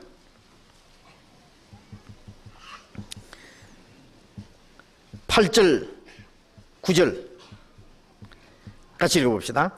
그가 아들이시라도 받으신 고난으로 순종함을 배워서 온전하게 되었은즉 자기를 순종하는 모든 자에게 영원한 구원의 근원이 되시고, 그가 아들이시라도, 예수님은 하나님의 아들이시라도 받으신 고난으로 순종함을 배워서, 받으신 고난으로 순종함을 배웠다. 순종은요, 예수님도 한 육신으로 이 세상에 오셨기 때문에 이 세상에 사는 동안에 얼마나 고난이 있었습니까? 예수님이 구유에서 나실 때부터 시작해서 십자가 죽으실 때까지 예수님의 일생은 고난의 생입니다. 고난. 그 고난 속에서 순종하는 것을 배웠다. 우리는 그리스도의 제자입니다. 주님을 배우고 주님을 따라가고 주님을 본받고 주님과 운명을 같이 해야 될 제자들이라고 말해요. 우리는 주님을 따라가는 그리스도의 제자입니다. 세상 사람이 아닙니다. 예. 이 세상 사람은 그리스도와 상관이 없어요. 그들은 육체의 종이에요. 마귀의 종이에요. 세상 무기영광으로 해서 살고 거기는 어떤 약속도 소망도 없어요. 예. 거기 우리가 미혹되어서는 안 되는 거예요. 예. 우리는 거기서 구별된 그리스도의 제자라는 거 알아야 됩니다. 예. 우리가 그 사람들에게 그 사람처럼 되려면 간단합니다. 신앙생활 포기하고 얼른 돌아가면 됩니다. 우리는 그 사람처럼 되는 것이 쉽지만 그 사람들이 우리처럼 될 수 있습니까? 그 100번 죽어도 깨도 우리처럼 못 됩니다. 예. 그 그리스도의 생명이 없으면 생각도 못 하는 거예요. 예. 우리는 주님을 따라가는 제자라는 그 잠시도 잊지 말아야 됩니다. 예. 그래서 우리도 고난을 통해서 주님을 따라가는 고난을 통해서 주님을 배웁니다. 주님을 날마다 배웁니다. 예. 예수님 말씀했죠. 나는 마음이 온유하고 겸손하니 나의 멍에를 메고 내게 배우라. 그리하면 너희 마음이 힘을 얻으리니 내 멍에는 쉽고 내 집은 가벼움이니라. 온유하고 겸손한 하나님의 뜻 앞에서 절대로 자기를 굴복시키는 그 마음을 말합니다. 예? 겸손이라고 하는 것은 하나님 앞에 자기의 위치, 절대로 복종해야 될 위치.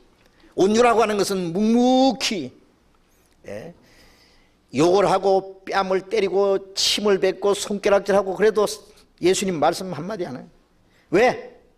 도수장으로 끌려가는 양처럼. 그것이 하나님 앞에 자기가 할 일이니까 스스로. 그것이 온유입니다. 그 온유하고 겸손하신 주님의 멍에를 메고 따르라 그랬어요. 예? 내 멍에를 메고 내게 배우라. 그 고난의 멍에를 메고 주님을 배우는 거예요. 고난을 통과하지 않고 어떻게 주님을 배웁니까? 여러분 성경은 그냥 떳떳하게 편안하게 그냥 시원하게 앉아가지고 성경 이거 슬슬 읽어가면서 외워가면서 배울 줄 압니까? 못 배웁니다. 배워보십시오. 하나도 모릅니다. 고난이라는 월사금을 내야 됩니다. 고난이라는 희생을 우리가 지불하지 않으면 주님을 배울 수 없습니다. 비싼 대가를 지불해야만 주님을 배웁니다. 그래서 바울 사도는 내가 그리스도를 아는 지식이 너무 고상하기 때문에 주님을 더 알기 위해서 내게 유익한 것을 다 분투와 같이 내버렸대. 똥과 같이 버렸대. 그리고 그리스도를 위해서 받는 능력을 좋아했다 그랬어요. 그 고난을 더 좋아했다. 그리고 내 약함과 그 고난과 가난함과 이런 것을 내가 더 기뻐하는 것은 거기서 주님을 더 배워가기 때문입니다. 그 주님의 능력이 더 온전히 되기 때문입니다. 그도 받으신 고난으로 순종함을 배워서 온전하게 되었은즉 자기를 순종하는 모든 자에게 영원한 구원의 근원이 되시고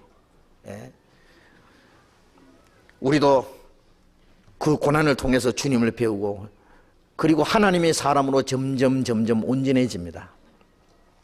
세상에서 세상적인 면에서도요.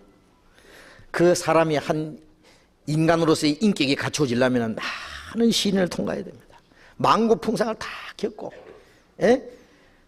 정말 뭐 눈물 섞인 떡을 씹어보지 않은 사람하고는 인생을 논하지 마라 그러잖아요.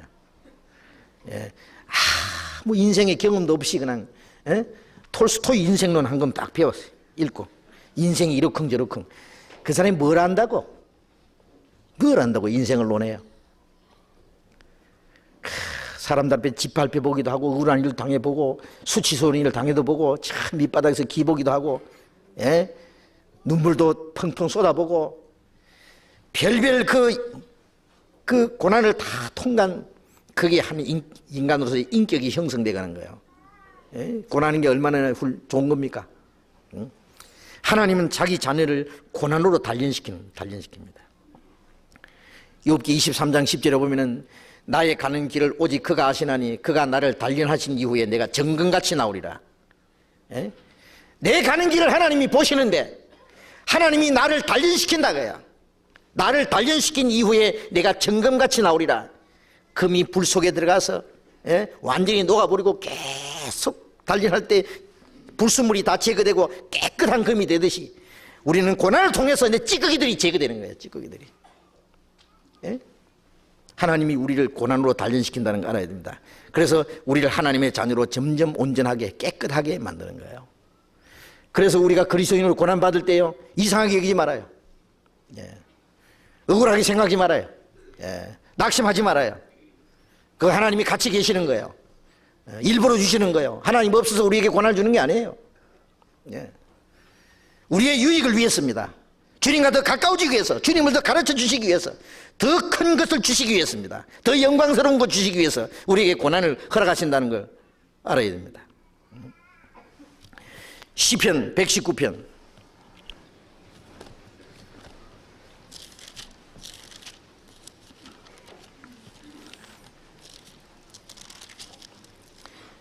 시편 119편 67절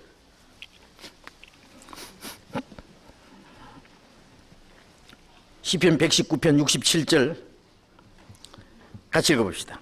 고난당하기 전에는 내가 그릇 행하였더니 이제는 주의 말씀을 지키나이다. 고난당하기 전에는 내가 그릇 행하였더니, 고난당하기 전에는 하나님을 등지고 살았는데 말씀을 순종하지 못했는데 이제는 주의 말씀을 지키나. 고난당한 후에는 71절 같이 읽어봅시다. 고난당한 것이 내게 유익이라. 이로 인하여 내가 주의 율례를 배우게 되었나이다. 고난당한 것이 내게 유익이라. 이 말씀을 기록한 다윗은 얼마나 많은 고난이 있었어요. 하나님이 고난을 허락하셨어요. 그 고난을 통과해서 다윗을 훌륭한 하나님의 일꾼으로 만들었습니다. 고난당하기 전에 내가 그릇 행했더니 이제는 주의 말씀을 지킵니다. 고난당한 것이 내게 유익이라. 얼마나 유익한 겁니까? 이로 인하여 내가 주의 율례를 배우게 되었나이다. 그 고난이라고 하는 것은 그리스도인으로서 정상적으로 살아가도록 하나님의 자녀로 점점 온전하게 되도록 하는 겁니다. 마태복음 16장에 예수님 말씀에 누구든지 나를 따르거든 자기를 부인하고 자기 십자가를 지고 나를 쫓을 것이니라. 자, 주님을 따라가려면 어떻게 해야 됩니까? 나를 따르거든. 누가복음 14장 33절에는 누구든지 자기의 모든 소유를 버리지 않아야 하면은 능히 내 제자가 되지 못하리라. 자, 이거 비싼 대가를 지불해야 되는데 자기 모든 소유를 버린다는 건 뭘 말해요? 아주 자기를 포기하는 거예요. 그냥 아주 싹 포기하는 거예요. 내 욕망도, 내 이상도, 내 계획도, 내 고집도, 내 의지도 그냥 굴복시키는 거, 주님 앞에. 그럼 그 끝이냐? 아니요. 그게 시작이에요. 내 마지막이 하나님의 시작입니다. 주님이 새로운 이상을 주십니다. 새로운 뜻을 주십니다. 삶의 목적을 주십니다. 삶의 방법을 지시해 주십니다. 자기를 부인하고 자기를 전부 부인하는 거예요. 예수님이 마지막 겟세마네 동산의 기도, 아버지여 내 뜻대로 마옵시고, 예수님 앞에 그 십자가의 고난의 잔이 놓여 있는데 이 잔을 내게서 지나가게 하옵소서. 그 예수님 육신의 뜻이에요. 육신은 그 고난을 싫어하잖아요.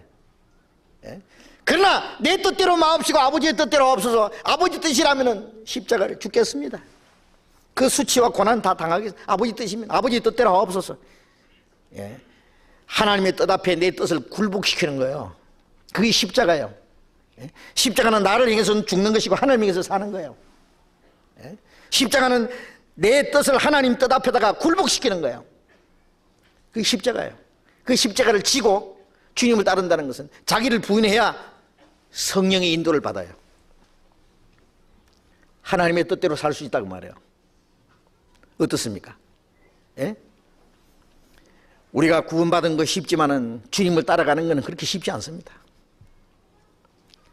왜? 영광이 너무나 귀하고 너무나 크기 때문에. 여러분, 우리 신앙생활하는 게 무슨 취미생활이에요? 어떻게 생각하세요? 할 일 없어서 교회 나가서 그냥 목사 얼굴 쳐다보고 찬송 몇 자리 부르고 인사하고, 이게 취미생활입니까? 종교생활입니까? 무슨 수양 그걸 쌓기 위해서입니까? 아닙니다. 구원받는 것은 너무나 크고 영광스러운 것이요, 우리가 신앙생활 주님을 따라간다는 것은 비장한 것입니다.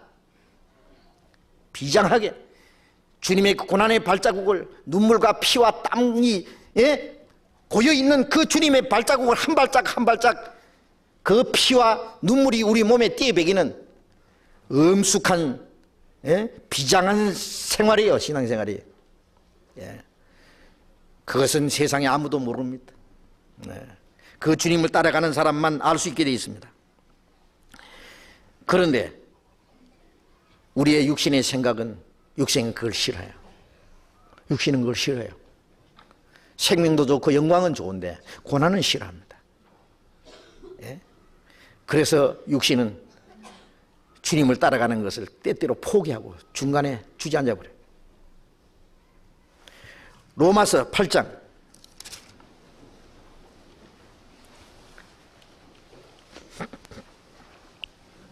로마서 8장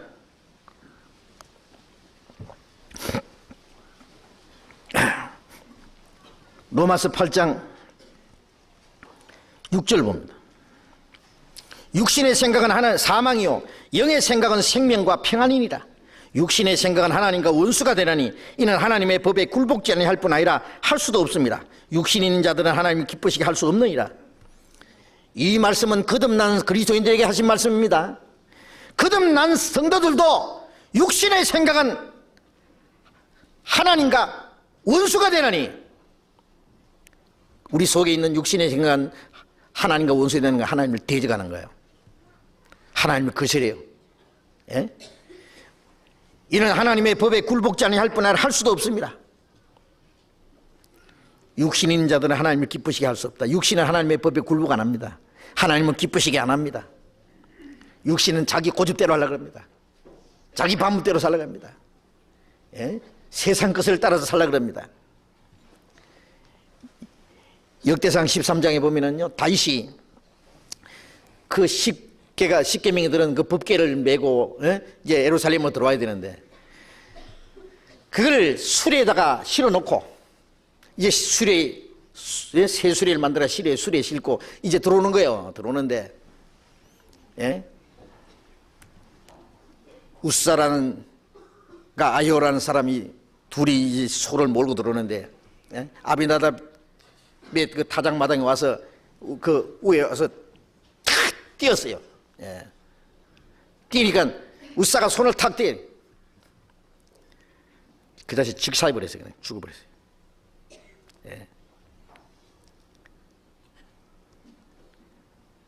법궤를 술에다가 싣고 들어오면서 막 소고치고 막 피리 불고 막 춤을 추고 다 했어요.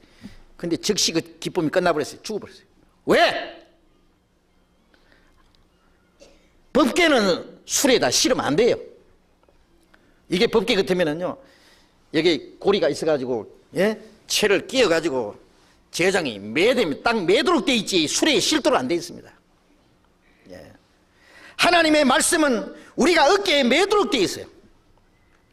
주님의 멍에를 메고 주님을 따라가도록 돼 있지, 성경은 성경대로 나는 나대로 하나님의 말씀과 관계없는 생활하면서 기뻐해? 뭐가 기쁘단 말이에요. 그래서 역대상 15장에 보면은 다윗이 말하기를, 우리가 전에는 법궤를 메지 않았으므로 하나님이 우리를 충돌하셨습니다. 이제는 법궤를 메라. 제사장들이 법궤를 탁 메고 들어옵니다. 그때 다윗이 그 앞에서 막 춤을 추고 어린 아이같이 막 옷이 벗어져도 모를 정도로 막 춤을 추.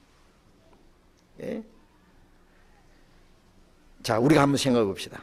법궤를 수레에 싣고 들어오는데 기뻐하는 그것은 순육신의 기쁨이고, 하나님은 기뻐하지 않는데 지 혼자 기뻐하는 거예요.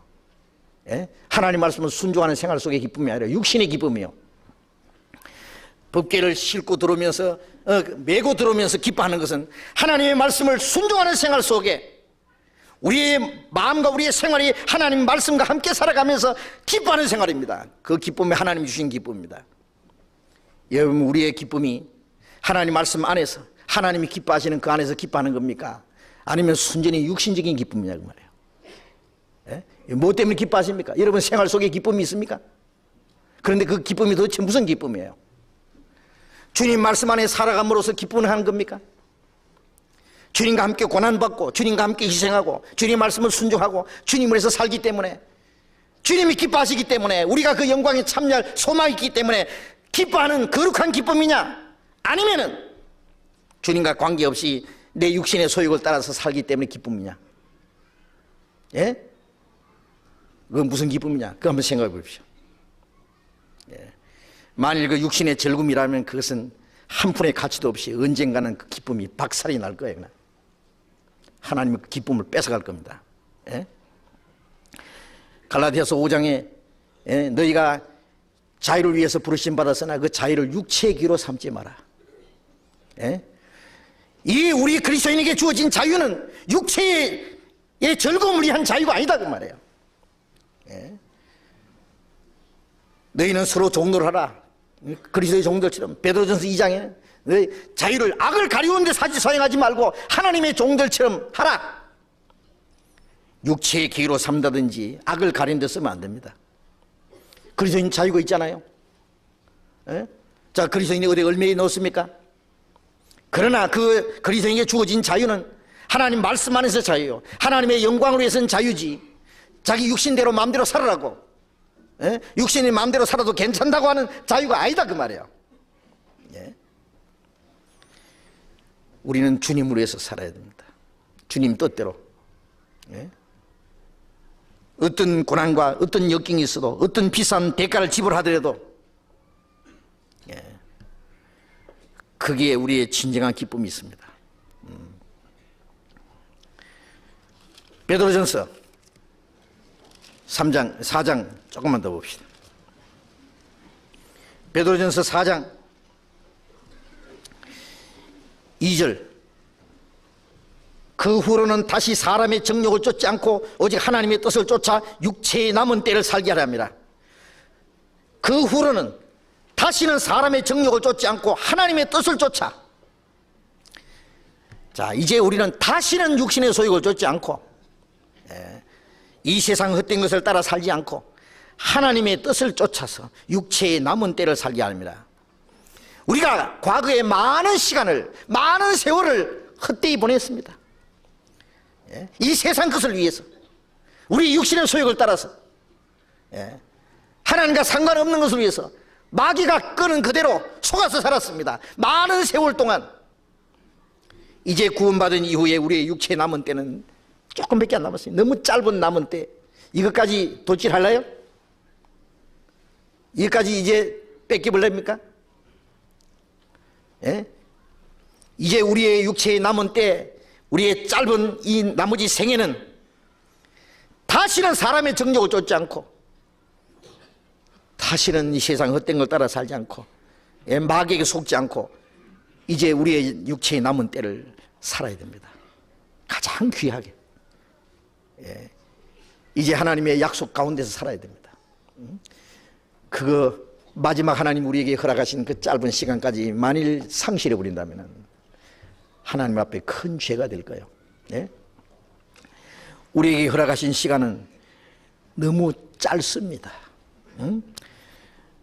우리가 깨딱 잘못하면은, 예, 그 주님을 위해서 한번 제대로 살아보지도 못하고 보람있게 살아보지도 못하고 끝난다면 얼마나 억울하겠어요. 우리가 지금이라도 주님 앞에 만일 가면은 구원받은 이후에 몇 년이라고 하는 시간, 그 짧은 시간 주님에서 참 잘 살았다, 참 보람있게 살았다, 후회할 것 없이 살았다고 자신할 수 있어요? 아니면은 주님 다시 한번 기회를 주신다면은 그때는 내가 주를 위해서 살겠습니다.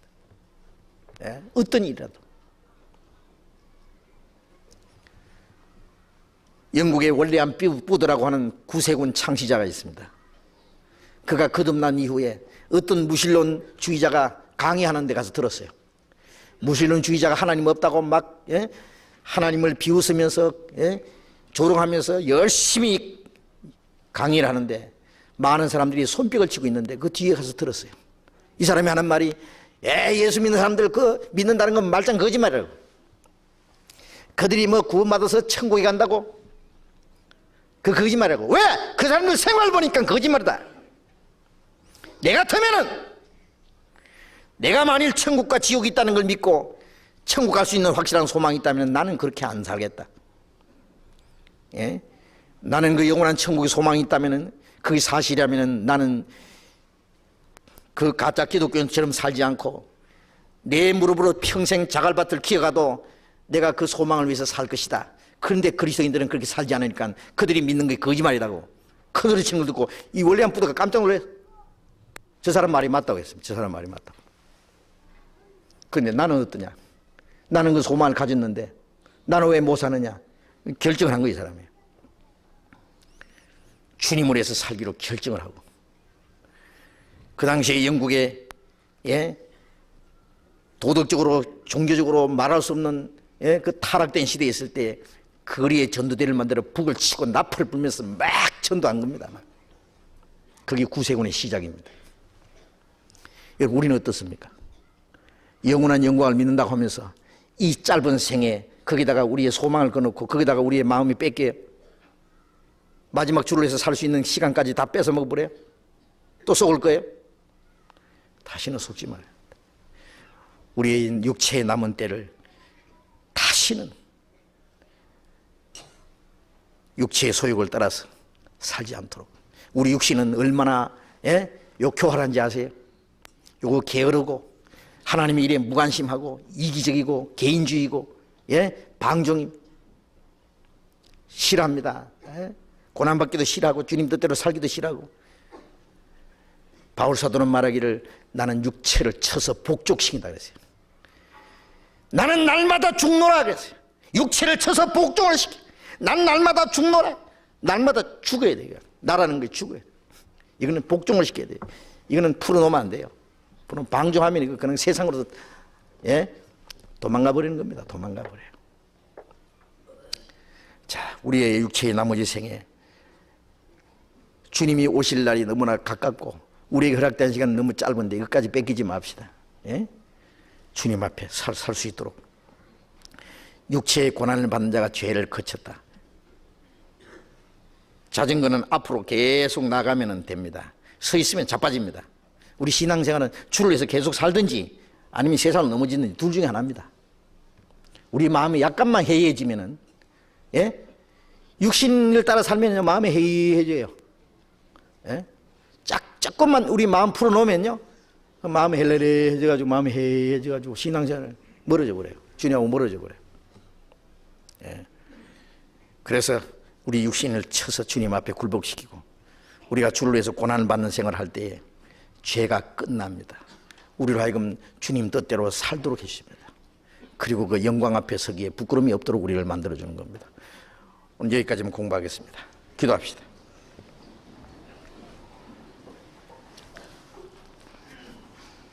자비로우신 우리 아버지,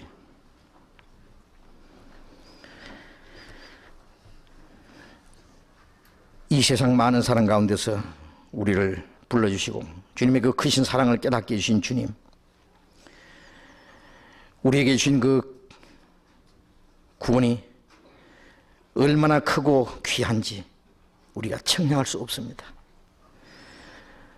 우리에게 주신 영원한 소망, 썩지 않고 더럽지 않고 쇠하지 않는 그 하늘나라의 기업을 우리에게 주셨사오니 감사합니다.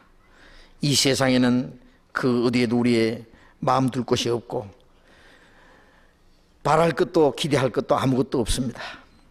다만 이 세상에 사는 동안에 우리가 원하는 것은 우리의 육체의 나머지 생에 하나님이 허락하신 시간이 얼마나 남았는지 모르지만은 그 육체에 남은 짧은 삶을 하나님의 거룩하신 뜻을 위해서 하나님의 영광을 위해서 살기를 원합니다.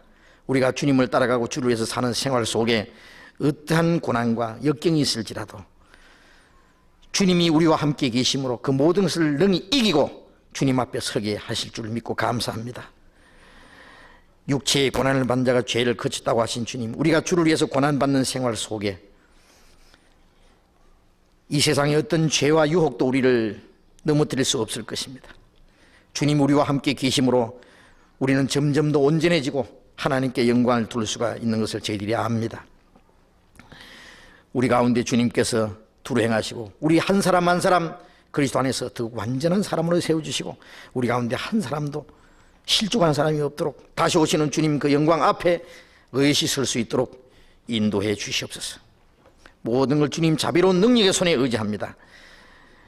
우리의 나머지 모든 일을 주님 거룩하신 뜻 가운데서 하나님의 영광을 위해서만 살 수 있도록 다스려 주옵소서. 주 예수님 이름으로 기도드렸습니다. 아멘. 찬송 367장 찬송하겠습니다.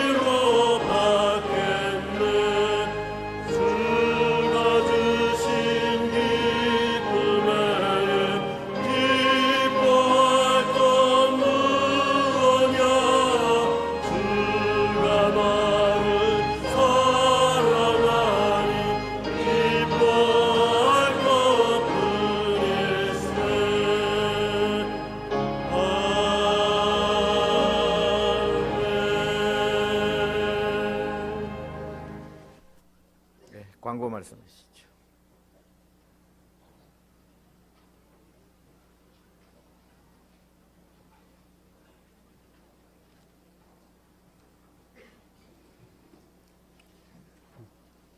광고 말씀드리겠습니다. 내일부터는 일본 전도 집회를 위해서 목사님께서 출발하시게 됩니다. 약 10일간 일정으로 다녀오시게 되는데 그곳 집회를 위해서 많은 기도해 주시기 바랍니다. 지방에도 안산, 목포, 연무, 서산, 한평, 청주교에서도 집회가 진행되겠습니다. 많은 기도해 주시기 부탁드리겠습니다. 오늘 이 교회 소식에 잘못된 광고들이 많이 나와 있어서 바로 잡아드리겠습니다. 2월 6일 날 35구역 구역 모임은 10구역과 35구역 형제 모임으로 바로 잡습니다. 미처 교회 소식에 구역 모임 광고가 되지 않은 곳은 구역장님들이나 조장님들이 전화로 연락해서 모임을 갖도록 해주시기 바랍니다. 금일 오후 2시에는 그동안 교회 학교에서 봉사하실 교사들이 연수를 마치고 수료식이 있겠습니다. 많이 참석해 주시기 바랍니다. 신입 교사들께서는 1시 30분까지 본 강당에 모여주시기 바랍니다. 주차 때문에 집회 중에 문제가 많이 있는데요. 늦게 오시는 분들, 특히 지하 주차장과 5개 주차장에 주차를 미처 못 하신 분들이 주위에 주차를 해서 집회 중에 많은 분들이 찾아와서 차를 이동을 요청하시는데, 늦게 오시는 분은 이 도로변과 강가에 주차장이 많이 마련되어 있습니다. 그쪽에 주차를 하시고 인근 주택지에 주차를 하지 않도록 주의해 주시기 바랍니다. 2월 9일 날 구역 모임이 잘못된 곳 9구역으로 광고되어 있는데 33구역입니다. 장소는 성남 선교에서 있겠습니다. 같은 날짜 9구역 29역 모임 장소가 벽산아파트 104동으로 광고가 되어 있는데 10동입니다. 10동이 잘못 인쇄됐으니까요. 고쳐주시기 바랍니다. 집회 후에 대강당 청소를 한 다음에 청년의 형제자매들은 2시 반부터 203호실에서 교제가 있겠습니다. 광고 말씀 마치겠습니다. 한 가지 부탁드리겠습니다. 내일부터 일본 동경에서 전도 집회를 가지게 되는데 일본의 전도 문이 열릴 수 있도록 아마 일본은 세계에서 제일 전도하기 어려운 곳이라고 합니다. 위에서 기도해 주시기 바랍니다.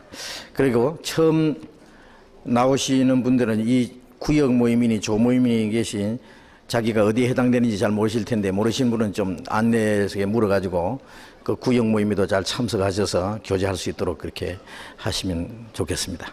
마치겠습니다. 자유롭게 교제하시기 바랍니다.